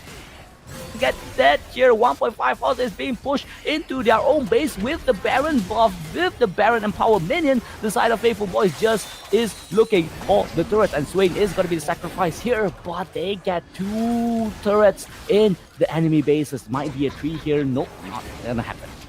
I was half amazed at the fact that after all that engagement, nobody went out. But finally, Onups got taken out, so okay, that's a bit of a trade-off there for them. But it's still a worthwhile trade-off. At FFB, I can see their advantage in this round is that they really know how to make trades. Yep, correct. They know how to make trade. They know where to push people. They know how to attract attention. Right now, they don't have the mid laner though. They really need to find this fight. 1.5 out of 5 odds. There you go. The Hakrim is in a very rough spot here. They will have to find an AJ. Look at the Equalizer onto the backline, but does nothing. Call shot is going to call here. Can he do something into the backline? The Saver is going to be attacking. The Saver is going to get bursted down by anything goes. And there you go. The carry is gone. This is the moment that the 1.5 odds really wants. Jangwon couldn't do anything in the backline. And 5 members from the side of Faithfulboiz couldn't do anything. Faithfulboiz, only one left is the jungle. And also the Swain here. They want to really get this dragon. Get the dragon. Don't think. Get the dragon. Get the dragon! Come on! Okay. They're going for it. Okay. They are going for it, but can FFP kind of stop them or buy enough time though? They are still outside. Pitts is really low at this point, and Pitts could be going down. Pitts has to be extra careful. Aatrox tries to buy enough time. But okay. The dragon is open again. But they also have to keep an eye on the minion wave at the bottom. But the minion wave, okay, it's managed by its own. It's managed by its own, and there you goes. Anything goes. Did just jump into the backline and just busted Evening Chow. Evening Chow was like, I'm here in the backline, boom, I'm gone. And there you go. Everything just gone out of the window for Faithfulboiz. It started with Onyx not being alive in the team fight. The side of 1.5 odds, no, they need to engage there. Once they engage, they got their target, and there you go. Everything was gone for the 1.5 odds. Finally getting the Elder Drake. The side of Faithfulboiz have to play their steps very careful here. And now we're at the stage where if anyone makes a mistake, that's it. This round will be over. Okay, Baron probably will be taken by 1.5, and the engagement will happen here, and Baron will be fallen to the hands of 1.5 instead. And 1.5, they will continue on the fight though, but they are taking a bit of a risk here. If they get aced out, that is it. But 1.5, they managed to get away. Only Zane did not make it. Yep, only Zane did not make it. But if you guys realize, it's almost a 12k goal gap that has been, what do you call that? Smallen, is it? Yeah, but there's only 2k goal gap now. So it's 1.5 odds pulling themselves back with the Elder, with the Baron now. They're looking to take this game into game number 3. They want this win. They don't want to fall without a fight. Faithfulboiz seeing a lot of fatigue. They are looking tired now. And Faithfulboiz, they cannot make another mistake. Now we're talking about a very crucial moment. The turret will go down, but it's still okay. They still have the inhibitor turret. That's going to be way more important for them. Yep, I'm looking at the Aatrox right now, finding those angles. He wants to find those backlines. He needs to find those kills. If he gets the kill onto the Aurora, it's going to be end game for the side of Faithfulboiz. But this Aurora is always so slippery. Late game Aurora just jumps into a different realm and suddenly burst, suddenly gone again. So they need to find this Aurora. This Aurora is the crucial member that the 1.5 odds has to protect. And Season this goes on to the back line, and look at that damage from the side of 1.5 odds is gonna pop Devi into the GA moment, and there you go. Jumps away, can anything goes, does anything, no, he still survive, and the back line is going to get bursted down. Anything goes, and anything can happen in this game, and 1.5 odds will bring us to game number 3. What a comeback for 1.5 to secure game number 2.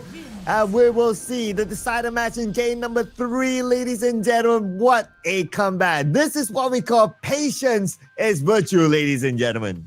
Patience is virtue, man. That Aurora just does so well. Whatever he did there, a Faithfulboiz really does everything they can to shut down the Aurora. But the Aurora just, jumps into a different realm and then jumps back, kills the Evening Chow. Jumps into the realm, jumps back, kills Fuyu. And one by one, everything just goes havoc from the side of Faithfulboiz. And looking at the first seed right now, you have to think properly, guys. You already lost the upper bracket. You don't want to lose the lower bracket as well. So, guys, we'll be taking a break. So, make sure you guys stay for another minute. So, we will be coming back when both teams are ready. See ya.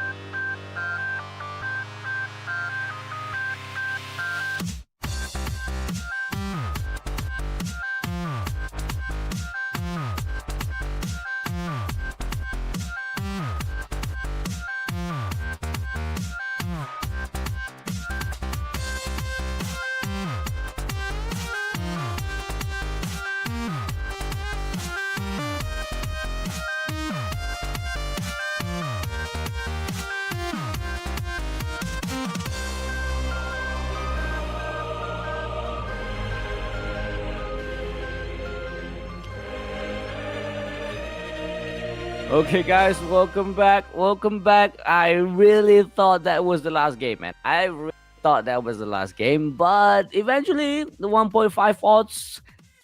If you count, if you look at the name 1.5 odds, it means a 150%. So if one game is 50%, second game is 100%. So the third game is 1.5. Well, the third game is 150%. So I guess that makes sense. So I think they will win this one. I think they will win this one based on the names only, based on the names. But still, even though we're going into game number 6, we are still not going to be able to see a Bart. So again, Bart, nobody want to see you, man. Nobody want to see you, Bart. So Bart, bye-bye. That was too much math for me.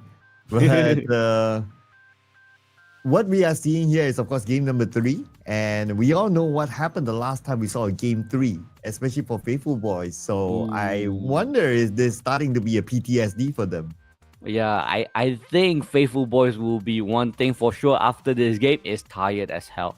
That's one thing for sure. They will be tired, But a lot of fans of Faithfulboiz really want Faithfulboiz to go into the finals. But the underdogs 1.5 odds really want to kill the dragon, really want to kill the giants. So, there's always a fairy tale story here and there. And Faithfulboiz, looking at one thing there, they have to earn their place. That's one thing for sure, If they want to be the number 1 in the region, they have to earn their place. And at this moment, their pride is at stake, losing to the second seed, might be losing to the third seed as well. So you get 2 chances to go into the final. And if you lose today, you will be, you will be having a lot of mental problems. But never mind, you are still the finalists, you are still the top 3. So yeah, this is the lower bracket pass of 3. All the first ban of the first phase is done. There you go. We're finally seeing the Gwen. There's a reason, I guess, why the Gwen keeps on getting banned. So yeah, Jangwon finally getting the ban pick here, finally getting the Gwen pick here. You mentioned that there's a reason why the Gwen keeps getting the ban. So what, in your opinion, is the reason? To be honest, I'll be honest with you. The reason is maybe one. Some people are just so good at a particular champion because Gwen is technically not in the meta at all currently, like still in a B tier, C tier Gwen. But still, if the ban keeps getting banned, it means that someone is so good with the Gwen that you have to respect ban it. That's the only thing. And actually, Gwen mid is actually a very Chinese meta. Gwen mid fighting against Galio, keep on roaming. So very Chinese meta. Maybe perhaps Faithfulboiz does that so well that all the teams facing Faithfulboiz is banning the Gwen out. Well, we're going to see not so unique picks here, since we've seen a unique pick by Faithfulboiz, which is the Gwen. Ari and Ezreal. Okay, we've seen this one before. So Ari will play a very big role on going around the map to try to get that a first engagement or that first pick-off. That was not played that well the last time we saw the Ari, but this time hopefully we get to see a better Ari. Who played the Ari the last time? Was it Faithfulboiz or was it Adventus Negus? I totally forgot. But right now, the champion pools is very, very low. And we're finally seeing Rakan here. We're finally seeing a Rakan. And there you go, a Jin as well. Some different champions. So all the champions being picked by the side of Faithfulboiz are champions that we never seen before today. Meanwhile, the 1.5 odds is just taking whatever Adventus Negus is playing previously. But still, I can't remember who picked Ezreal, who picked the Ari previously. But there you go, another new champion. There you go, it's a Brown being most probably going to be picked here for the side of 1.5 odds. Yep, and it's going to be locked in. So the Ezreal will have a lot of protection. Brown is a natural defender. All he does is just defend. Yeah, he can kinda initiate, but that's going to the key role for the Brown is just to keep Ezreal safe.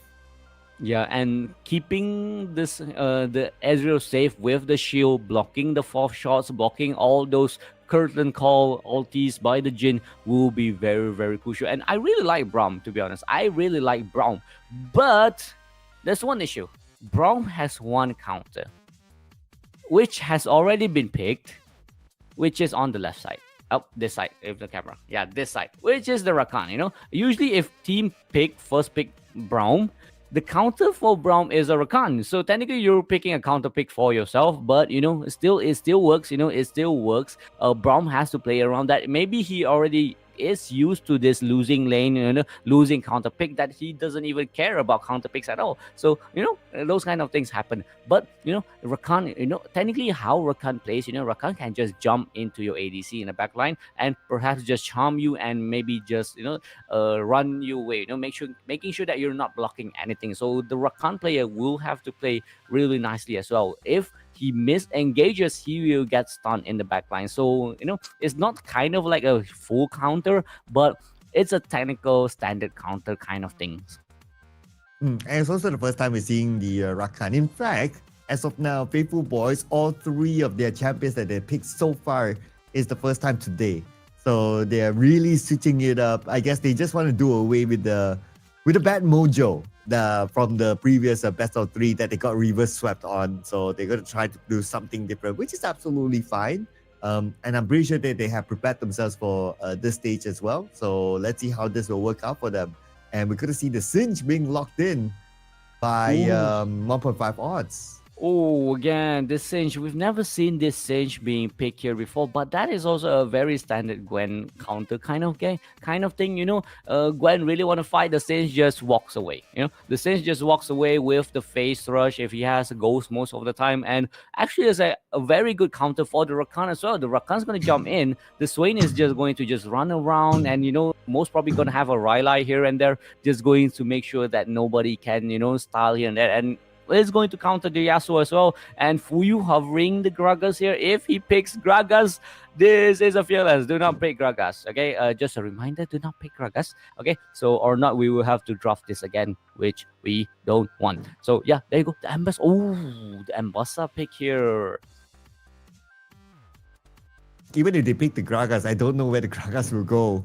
It's going to be quite a funny pick. But anyway, that was just a tease, and Ambessa will be the one that they will lock in as their final pick. So all 5 champions are new champions from today. Have not been picked at all for Faithfulboiz. So they are trying on something new for this decider match. The last pick here by 1.5. So far for 1.5, they do have decent engage. They do have a decent damage as well. They can disrupt the backline. I can see a lot of balance here for the draft for 1.5. Yep, correct. Very balanced. This is the kind of draft there you see in professional teams most of the time. And side of Faithfulboiz is drafting. I feel like what Faithfulboiz is doing right now is, you guys, we are tired. Let's just play this like a rank game. Let's just pick whatever you guys want to pick. Let's don't be pressured. Make sure that everyone is a very good state. We are in the loser bracket still. We played so many games today. Just have fun. Just have fun. Play your usual games. Let's be together. Let's make sure that we stay happy. At this moment, Faithfulboiz is leaving it up to the fates. Is leaving up to the fates. So yeah, drafting this kind of draft, we don't usually see this kind of draft from the side of Faithfulboiz. They are not the kind of team that draft this kind of draft, but they are put in a spot where everything doesn't work now. So they have to just try something new. And yeah, they have to find a way. But I really like the draft from 1.5 odds. Like, the draft from 1.5 odds is just so solid. Formidable, perfect, everything should be good, But again, you have to remember that one of the person has a caster curse. Okay, one of the person has the caster curse. I really want to say that 1.5 odds has the better draft, but yeah, again 1.5 odds. Yeah. So the last game, I kind of say 1.5 odds has to fight against the caster curse, and then 1.5 odds win. Okay. So again, this game, I'm not say anything. What do you think, Sir Cloud? And you decide. You decide where this game's gonna go. Well, firstly, you called out 1.5 having the better draft, and we all know what's going to happen later. So I'm worried for 1.5. But if we were to look at the draft of Faithfulboiz, I think they lack durability. They do have some level of engagement with Rakan, but I don't know if that's going to be enough. So we'll see. I do like 1.5's draft a little bit more as well. I do agree with you. So I don't know, is that going to balance out the caster's curse, but Yeah. 1.5 they definitely have a more balanced draft overall. Yeah, but we're looking at a very damage dealing kind of draft. The ambassador's gonna jump in, the Yasuo, and everyone just go in. Technically, everyone is built to give the Yasuo freedom to just ult whoever he wants. Just in case the Rakan just goes in and gets a 5-man charm, knocks him up, and then it's gonna be a cherry on top. It's very technically it's still a very combo based, and you still get extra damages from the Jin being able to just put some bombs here and there, stuns here and there. So I think the idea from the draft from Faithfulboiz is make so much damage dealer that the enemy team don't know who to aim. So if I aim the Yasuo, the Jin does damage. If I aim the Jin, the Yasuo does damage. So at this moment, anything goes, man. Anything goes from the side of FFB. And this is our third game of, technically the sixth game of the day. The third game of the lower brackets final. Faithfulboiz, 1 point. 1.5 odds, 1 point. So whoever wins will go into the grand final. So this is our final game for today, guys. So yeah, make sure you guys comment which team do you think will win this game today. So which team do you guys support? Well, anything goes is on 1.5. Just saying. But yeah, I guess we're going to see the same pattern, right? I don't expect early jungle invasions. Maybe that if that were to happen, it could be on like 4th or 5th minute onwards, but not as like at the very beginning, go in and just be super aggressive into the enemy side jungle. Both sides are still very respectful of their opponents.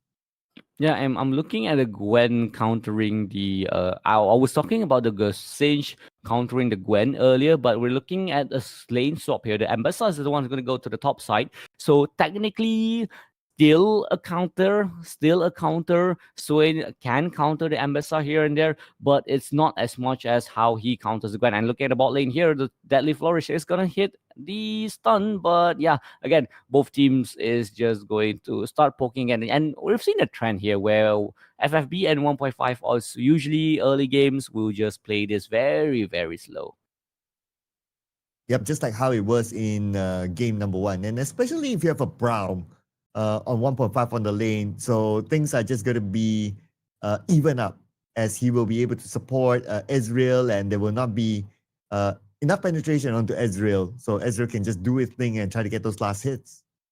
Yep, correct. And again, we're looking at a potential gang in the top lane here, but it's going to be spotted out by the ward there in top lane. Both junglers are looking for ways to enter, ways to help their team, but it's going to both spotted out by either the enemy team or a ward. So again, both teams really rely on their jungle. That's one thing that we realize is Faithfulboiz really rely on Pits. 1.5 odds really rely on Zane. So yeah, it's very jungle kind of. Is that an arcane comet, Brown?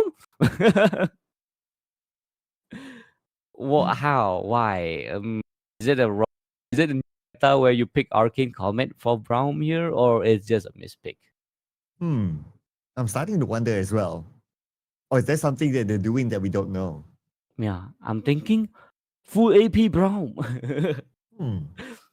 But yeah, but we don't. I have no answer to this. I have no answer to this. I've never seen this before personally. So it might be a meta of tomorrow, or maybe a new meta where this guy is the one creating the Arcane Comet Brown meta. So yeah, who knows? A new meta is rising. But yeah, at this moment we have to see how the meta goes. Where's the game? We have to see how both teams does it. And yeah, there you go. The game camera feels a bit weird, but no worry, we still can cast this. No worry. Fuyu is going to be the target here. The jungler on both. The jungler from 1.5 also looking for the target. The Glacial Fisher is, if he gets caught, will try not to get caught. Try not to get caught. Doing kind of cinch, kind of proxy kind of thing is actually quite dangerous. As far as I know, every single time I do it, 3% from the enemy team will come. At least the mid lane, at least the jungle, the top lane, sometimes the support. So yeah, I'm not doing quite well in proxying most of the time. So we're looking at a very zoom in camera right now, Mr. Prot. So yeah, do check everything for us. Thank you so much. And yeah, not much is happening here. So yeah, we'll relax a bit and see what both teams can do. What's most important, at least we can still see the map. That will give us a lot of information. And that's where both sides will need to be very aware of the map as well. That's what we call game sense. Reading the map is going to be part of it. 40 seconds until the next set of objective is going to be up. You can expect to see a fight there in about 30 more seconds when it's back into the game that hopefully we can see. Yep, correct. And also we're looking at a build path where Singe is going for the Rylai's here. It means that the Singe is just going to run around with the Rylai's, block those gashes, block those engages, be a nuisance, be as annoying as possible. And looking at the bot like here, Kha'Zix is going to jump on to the Jin, and Jin is going to get first blood here. Jin is going to be the first member from the side of 1.5 odds being taken down. From the side of Faithfulboiz being taken down, and that will be a free dragon for the side of 1.5 odds. And the first blood came just at the right time for them to lock in the dragon. And now towards the Baron side, and at least FFB, they will trade back one. But FFB, their players are now being hunted down. Looks like 1.5 should be able to get another kill, and it's going to be the Yasuo out. It's going to be the Yasuo out, and that Rylai Singe has been a nuisance, has been buying so much time, even though they did not manage to steal the Rift Herald. But what the Singe did was making sure that the enemy team couldn't run away. And we're looking at the engage in the mid lane here. Gwen is snipping. The charm is not going to hit because Gwen is in a very, very tight spot here. The fight is still happening in the mid lane. Double kill for the Gwen. That's why you ban the Gwen away, but that will be a trade kill. The Ezreal getting one for himself as well. And in a few of those engagements, we're starting to see the fact that FFB, they don't have a big tank, engager type of tank. It became a bit difficult for them to try to contest objectives and also try to make engagements. So that is where 145, they have the upper hand. But of course, 145, they cannot look down on their opponents. There's a reason why FFB is the top seeding in their own region. Yep, correct. There's a reason why the FFB is the top seeding. They are not panicking at this moment, even though things are looking sometimes good, sometimes bad. They are not panicking. They are taking their breath, even though they have this kind of draft, a very weird kind of draft this time around. But they are trusting the teammates. They are trusting their draft. They are trusting their players. They are playing this one step at a time. So yeah, I really like the Singe though. I'm telling you, yeah, the Singe is such a crucial pick here, which is going to be a very huge problem for the side of FFB to deal with. With the slows, everything is just going to be so annoying from the side of FFB. Yeah, and FFB, they're starting to balance things out again. If you can't think about it, even when it comes to goal difference, it's the same right now. They managed to equal it up. They just need to get a little bit more map control. And in order for them to do that, they must be able to get pickoffs. And they can do so because you have a Yasuo. Yasuo is a very strong pickoff hero. You're correct. And they have a very good combo as well. They could just combo everything out, especially with the Rakan Yasuo combo. Just get those knockup, just picks one out. And if you get two, you're lucky. But yeah, just take one out. Take those carry, take that Ari, take that Ezreal, take that Kha'Zix out, take those carries out of the fight. The game should be yours, but it's very hard. The fact that Ezreal has a dash, Kha'Zix has a jump, Ari also has a dash, so it's very hard for them to catch one. And we're looking at a potential dive in the bot lane here. And yeah, the side of 1.5 odds really want this turret, trying to get this turret as fast as possible, back that push. Yep, nobody's going to challenge them for the turret for sure. I mean, they're stacked up below, but now they switch their attention towards the top. I believe the turret will go down, but maybe same goes for Ivan 1v2. But Ivan 1v2, he's able to step away, not going to be a problem. And as a Singe, nobody wants to chase him. Yep, and Ewing, please don't chase a Singe. That's a highest rule.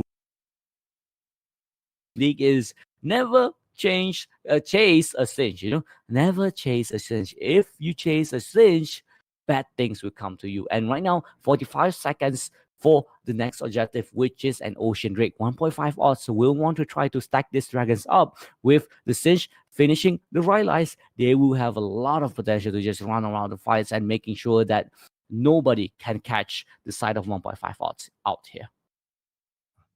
20 more seconds before the next dragon comes up, and both sides, they seem to be interested to try to contest the dragon. I mean, when it comes to stats, they are 50-50, so the dragon can be contested by either side. Now we can see an engagement coming in with Rakan.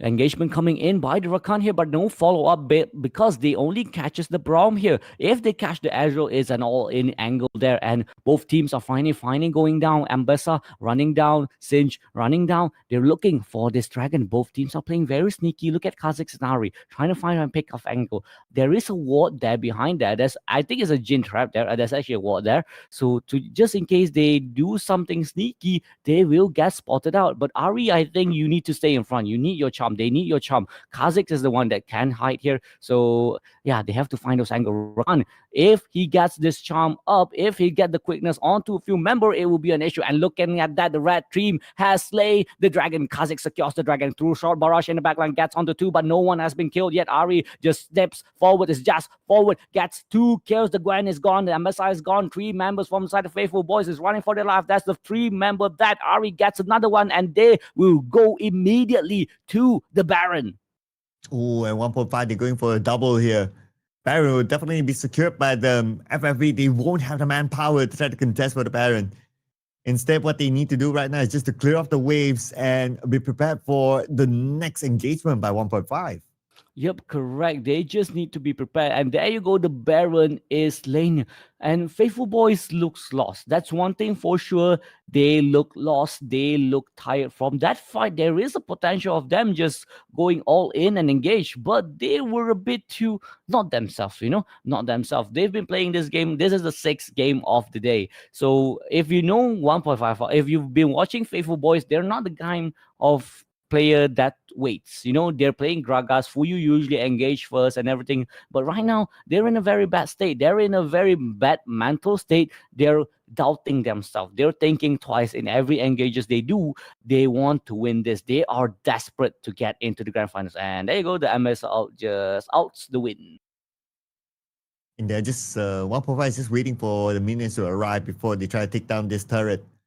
And FFP, they don't want to let it go. Here we go. The Kha'Zix jumps on the back, and the Jhin has to flash away, has to go away. It's going to get stunned up here. I don't think the Kha'Zix will survive for another day, and that will be a mistake. Huge mistake from the jungle from the side of 1.5. Oh, the charm's going to hit and takes one down. It's be jungle for jungle. The Ari just jumps forward. The Singe couldn't do anything with the Toxic there. Couldn't jump back, but that will be a trade. Kills both junglers down. Windwall just nice, just to delay a bit, but I don't think there's much you can do with the Baron push. The turret will fall down. I have to keep an eye on the turret on the top and the bottom as well. It's being pressured by the minions itself. They will force FFB to go and defend chase 1.5. So 1.5, they have the time and space to reset. At the same time, Zane is back out again. And now they will be looking for their next engagement on the lane. With the fact that FFB, they are now split out, 1.5 can look for a pickoff. Yep, 1.5 can look for a pick-off here. Ambessa is looking like a delicious target here. If they can find a way to choke him off, find those angles, the Ambessa is going to be taken out. But Rakan engages forward, but not much can be done with no Yasuo, with no combo available here. The side of FFB, again, they don't know what to do right now. All they need to do is connect one combo, but they just couldn't. They need to find that Ezreal. They need to find the Kha'Zix, but the damage is so much from the side of Faithfulboiz right now because the Ari is 3-0. The Ezreal is 105. It's just enough to just poke you out a quarter of HP, and another quarter, and you're dead. So the side of Faithfulboiz is picking their fights here. They have to be patient. Like the last game, 1.5 odds manages to do a comeback because they are patient. Faithfulboiz are doing it for themselves. They are being a bit patient. They don't want to take all fights. They want to take those fights that they know that they will win. Ooh, but speak about patience. They have to have the patience right now to wait for the next set of objectives that will come at about the same timing of about 40 seconds. But who will they go for? Which one will they go for? Whether it's the Baron or the Dragon first? And it looks like FFB, they're a little bit more interested on the Dragon. Same goes for 1.5. Yeah, correct. And because of 1.5 odds really want to get this third soul, most probably they're going to be focused on the dragon. So what the side of Faithfulboiz can do is just all in engage when they are distracted. And look at that, they're finding the angle. Ari is going to get caught here. He's going to get charm quickness, and every ult hits onto the Ari. There you go, the pick off. That is what the Faithfulboiz need. And there you go, 1.5 odds is one member down. Can they secure this dragon though? Can they make sure that this dragon soul is their Arts. The Braum still has the Glacial Fissure to be used with the Arcane Comet. They are the one engaging again. 1.5 odds looking for the angle. Singe is just running around in the backline, and look at the Toxic, look at the damage by the Singe, but not enough because the side of Faithfulboiz is dealing with the Fate, is countering the Fates, is countering their own princess story, and there you go. Faithfulboiz gets the dragon for themselves, and Baron is up for grabs. Oh, and at the same time, Bits gets a triple kill. That's a big bonus for FFB. Not only the dragon, the Baron can be theirs as well. 1.5, they will not be out in time for them to try to contest for this Baron. And FFB will lock it in for sure. Yep, he will lock. Oh, can he sorry still look? Almost there. He was if she altered there, she'll be in time there. She will definitely be in time, but maybe perhaps just trying to save the ulti for the next fight. But there's always risk, but small one mistake, man. That one catch was so crucial throughout the fights. Then again, a soul denied for 1.5 odds. So the side of FFB finally bringing themselves back, and they are ahead of goal currently. And now with FFB getting both objectives, I believe that they're starting to feel it right now. And in fact, when it comes to goal difference, they're now ahead by 1,000. So here we're looking at FFB playing that patience game like what you mentioned earlier on, and slowly but surely they are climbing back up. Yep, correct. And also the Gwen here. We've seen the Gwen getting back bans over and over and over again. Why Pitts is, why the Gwen is being banned here. Pitts is just using this Gwen to its fullest. Every single time Pitts jumps forward, the snip does so much, the needle does so much. So again, you have to respect. And Gwen having almost 4 items completed, this Gwen is definitely hurt. With your team only having like a Braum for a tank here, everyone is just going to get melted one by one by this Gwen. Oh, and they are going for it. They engage onto the Braum. Okay. Not the champion that they want to engage on. The moment they realize that they pulled back, then that's absolutely fine because they still get the turret. Yep, they still get the turret. Glacial Fissure used by Braum here means that there is no disengage. There is no engage potential from the side of 1.5 odds. The Singe is the only one they have to rely on. But can this Singe get those kills, get those flips though? That's the thing. Singe can do so much with just slowing the enemy team down. But if the Rakan gets the if the Rakan gets the knock up, everyone can just literally just dash to whoever is knocked up. For example, no matter your slows amount, if Rakan gets one, Yasuo is just going to blink to the enemy team with last breath. Ambessa is going to blink to the enemy. Technically, still, Jin can just shoot from behind. Gwen can just, use the second skill and dashes forward. So there is a potential that this Singe can do. But at this moment, it has to be perfect. It has to fling the Yasuo. The Yasuo is so important in locking a person in place that they have to play this right. Oh no, the charm missed. Unfortunately, that one missed, and now 1.5 there to back out. And that's an engage from the Ambassa. True shot barrage onto 4. Gwen is snipping into the backline, gets another kill, and the side of Faithfulboiz is fighting 1.5 force, pushing them behind. But look at it, Ezreal, look at the Fool dealing so much damage. He gets 2 for himself as well. And again, the Arcane, the Mystic shot is so crucial. And there you go, the charm finally hits, and there you go, the side 1.5 watts just needs one more Arcane shift, and there you go, taken down. And can he take this Gwen away though? Can he take this game for himself? The True Shot Barrage is going to be used, but can he snipe the base? No, almost there. The Gwen was recalling there, I was really hoping that when the Gwen recall every night, the True Shot Barrage hits, but the Gwen has to come in time. Can they do this though? The Gwen is almost full HP, 85% of HP, has the smite, so they have to play this correct. This is a very risky move here. Oh, yes, they're going against the smite, okay?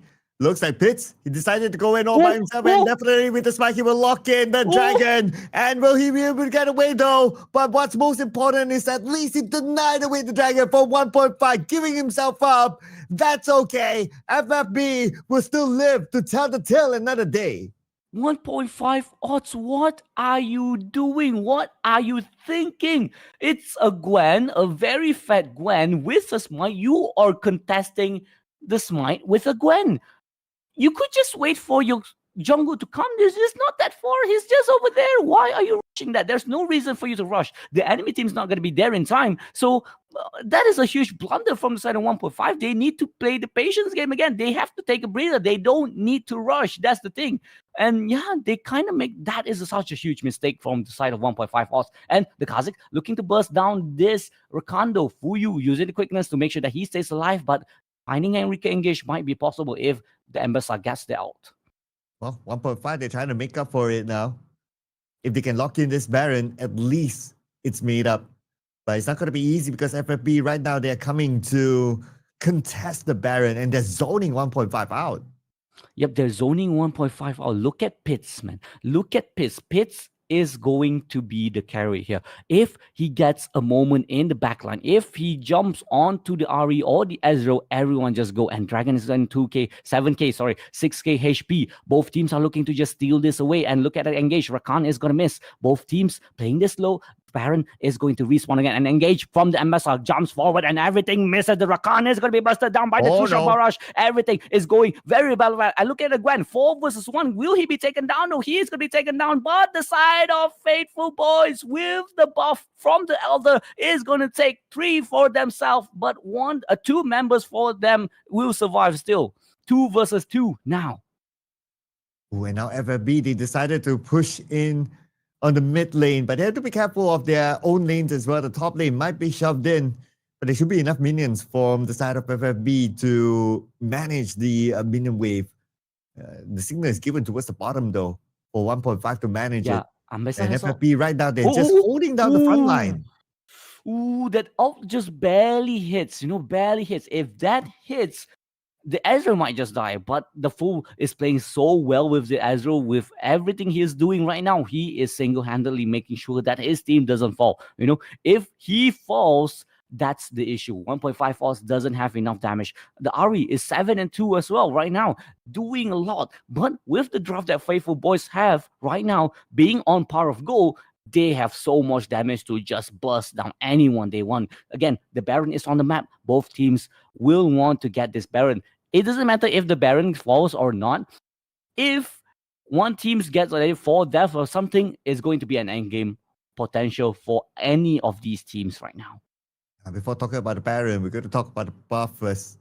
Red buff, not challenged by FFB. They're going to focus onto the zoning game.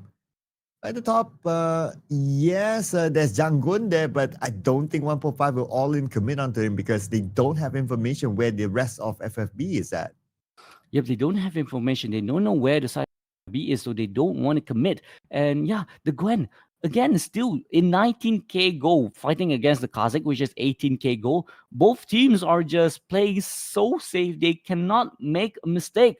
One mistake means endgame for you. And they will have to find those angles. Ambessa will be looking for those angles again. Ambessa is the main engager. If he gets onto the Ezreal, it's gone. And True Shot Barra is going to be used here just to poke a little bit here, but not much is going to happen. Full HP from both teams here. And we are at 24 minutes now, coming soon. This is the longest game so far that we have had today. And it's going to be interesting to see what happens towards this very, very late stage of the game. And like what you mentioned, right? One mistake from either side, that's it. Yeah, I think there is a potential of splitting this objectives. One team might go for the Elder, one team might go for the Baron. They don't want to fight, but they want to secure objectives. That's the thing. Baron buff can do so much from just push. Elder can just help you to kill someone. And the side of 1.5 falls actually will benefit from the amount of damage the Elder will give. So they might be pressuring this Elder right now. So they're still playing this low. Both teams are still poking, but pokes are not enough. They have to engage. They're waiting for the moment. They're waiting for that perfect angle to lock in the Ari. Oh, engages onto the Brown, finally catching the quickness onto the Brown. The Brown finally be taken down by that Gwen, and it's going to be flipped. The job from this Swain is just to delay. Is to delay. The Baron is going to be secured by the Rakan. The Rakan steals the Baron, and there you go. The Baron is going to get stolen. 4 members on the side of 1.5 odds has to disengage, has to run away, and look at the damage from the Trusha Barrage. And there you go. No members from the side of Faithfulboiz has been taken down. Trading kills with the Brown, but there you go, the Rakan stealing the Baron, man. Rakan stealing the Baron is crazy. Oh, Rakan stealing the Baron. You don't get that all the time, but it worked for them. And at this moment, it's really, really crucial for FFB. Dragon, And how now many HP? the Dragon's being started by FFB, Ooh. and will 1.5 go in? 1.5 going in. The Jin taking down the Ari. No, carry left is the Ezra, and also the cousin. The Ezra is doing everything he can, but he's gonna get zoned away. The Brown can do so much, and the side of Faithfulboiz is looking for their Lakat Mata attack. There you go. I finally used that word, Goyang. I finally used that Lakat Mata attack, and there you go. Faithfulboiz looking to end this game. 1.5 us couldn't do anything more. They've played their cards, but the Faithfulboiz leave it to the fates, picking those toxic champions, and finally secures their spot in the grand finals. No reverse sweep. Cinderella story from the lower bracket back up again for 1.5. Faithfulboiz will take home this game, and they will be the second grand finalist, and it will be a repeat between Faithfulboiz and ADV in the grand finals. Best of 5 tomorrow. Your best of 5 tomorrow. So again, today it's a best of 3. Tomorrow it's a best of 5. So when best of 5 happens, it is going to be very, very spicy. Will ADV keeps up their momentum from today, or will Faithfulboiz regain their pride, falling against the second seed of the Philippines? So yeah, today has been a very rough day for us, has been a very up and down day for us. Comebacks onto reverse sweeps, onto comebacks. It has been a very long day. So again, we really, really thank you so much, all of our sponsors, for making it happen. KBS, thank you so much. The funders of our WSPL, KBS has been doing so much, and congratulations also for 1.5 odds. You guys manages to take the number 3 spot for the WSPL. The host Instalog has been always helping us out in the back, behind the scene as well, with their help. The Unimas Esports Club, with the students from the university behind the scenes, those marshals and everything. Without them, it will be a havoc for us. And also Gizmo Arena being here with us, still here, Mr. Chris. Hello, Mr. Chris. So thank you so much for helping us out. And last but not least, everything is supported by Unimas Esport Entrepreneurship. So we thank you again. We will be seeing you guys tomorrow. Is going to be ADV versus the Faithfulboiz in a best of 5 Fearless Draft series. So this is me, Dango, checking out. So Sir Cloud, do you have anything to say? Nothing else. I can't wait to see the grand finals, because it will be a repeat again by those two amazing teams. And I'm sure you guys at home don't want to miss out on that action. Make sure you check back again, same time, same channel. My name is Sir Cloud, together with my buddy here, Dango. We'll be signing off for now, and we'll be seeing you again tomorrow. Good night.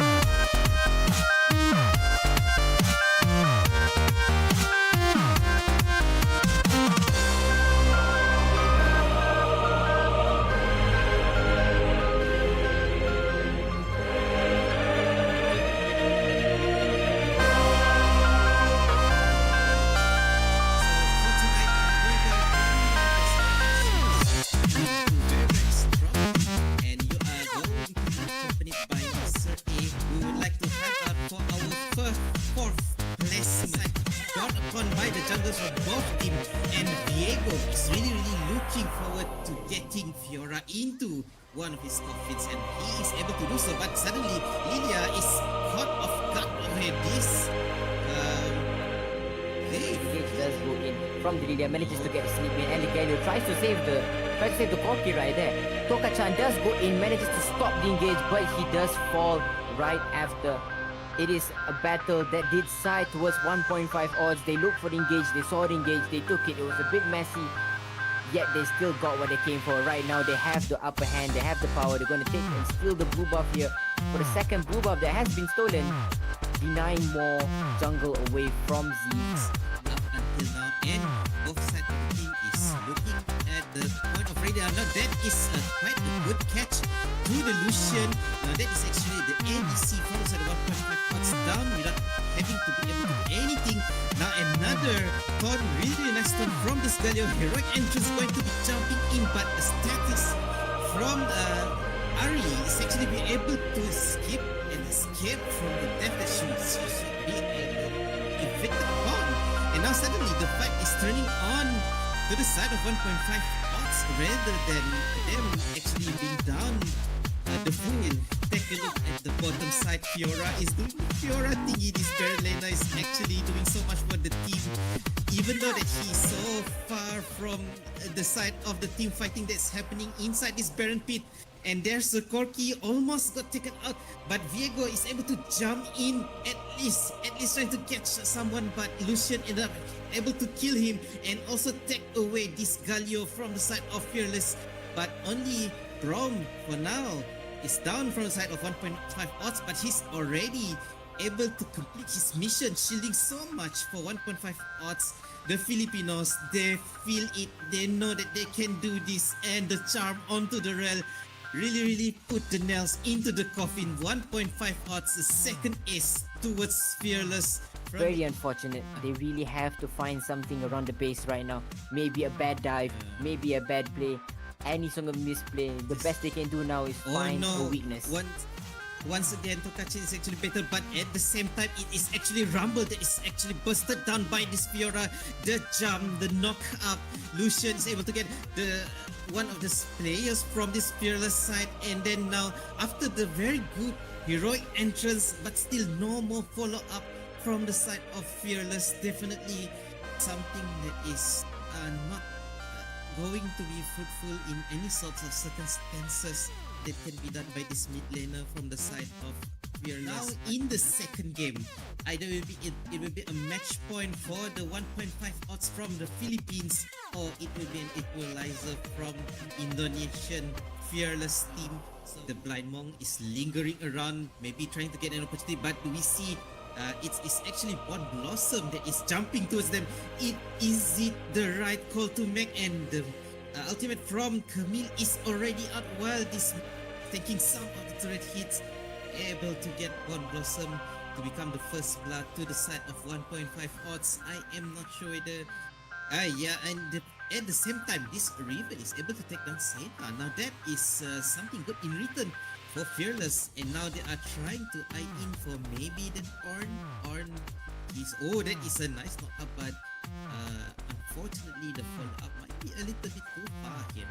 Both of the ultimates from the Dragonlanders on the side of 1.5 is out, and it's not really going to hit so much. But again, at least Lee Sin is able to steal that Ocean Dragon started by the Fearless side, and now both of the players and members from the side of Fearless is taken out bit by bit slowly, and at the same time this Camille is soloing Bond Blossom down yet again. I think he is already too far ahead compared to Jax. From Camille, they're trying to pick a fight here, trying to get the Lee Sin, manages to grab the Lee Sin right there. Onto the backline, picking up the Rise. They did turn back this team fight right here. They've been pushed under tower. Tokachan managing to be caught, and does get caught by the Aurora, surprisingly. Riven trying his best to get his ult reset, trying to get a kill in. Andy Garcia is still trying to deal a lot of damage onto them. Might be able to get the Camille right here. Good ult coming from the Ezreal, and he's doing his best trying to clean up. But just like that, there was a lot of value still managing to be snagged by Fearless. On the side of Fearless, what they can do now is really hold it right now, because they do have the Jax, they do have the Ezreal, they have the Rise, they can scale a little bit more. Oh my god, this Tokachan. I mean, like, he is supposed to be the tank here of among his member, but he is actually down almost half HP just like that. And now both Andy Garcia as well as Ardo yet again killed directly under the onsets of turret. showing that how much this 1.5 odd team members is very very far ahead. Ziv now is eyeing upon him, but that shield coming out from his passive is already very very massive. Camille jumping at the front, Ziv has to run away, but then again Camille finally is able to be taken down from the side of Fearless. One team member of the 1.5 odds is down, but they are fighting not as if they are lacking in terms of members. They are pushing Fearless down with the power of their goal, the power of their item, as well as experience and the morale that they have now. It's skyrocketing. There's nothing that can stop them. They are the one that is fearless now compared to Fearless, and I think Ziv, he is just going to, just give this our trophy, a bit of personal achievement. Yeah. With this, yeah, that's it. That's about it. They're literally just toying with the enemy right now. Lee Sin doesn't die on the Nexus. Honestly, if I was the Lee Sin, I would be so mad at my Ornn for not ending while I was like tanking tower. It's a trophy of it in on its own. But congratulations to 1.5 odds. They're the champions for today. On the lower bracket finalists, they will be moving up to fight the upper bracket losers, which is going to be on the next, which is going to be So next big week. thanks to Gizmo Gamers Esports Arena for producing our live stream for the upcoming one more weekend. We have been with them for 1 month for this WSPL 2025. It is already at the end of our tournament.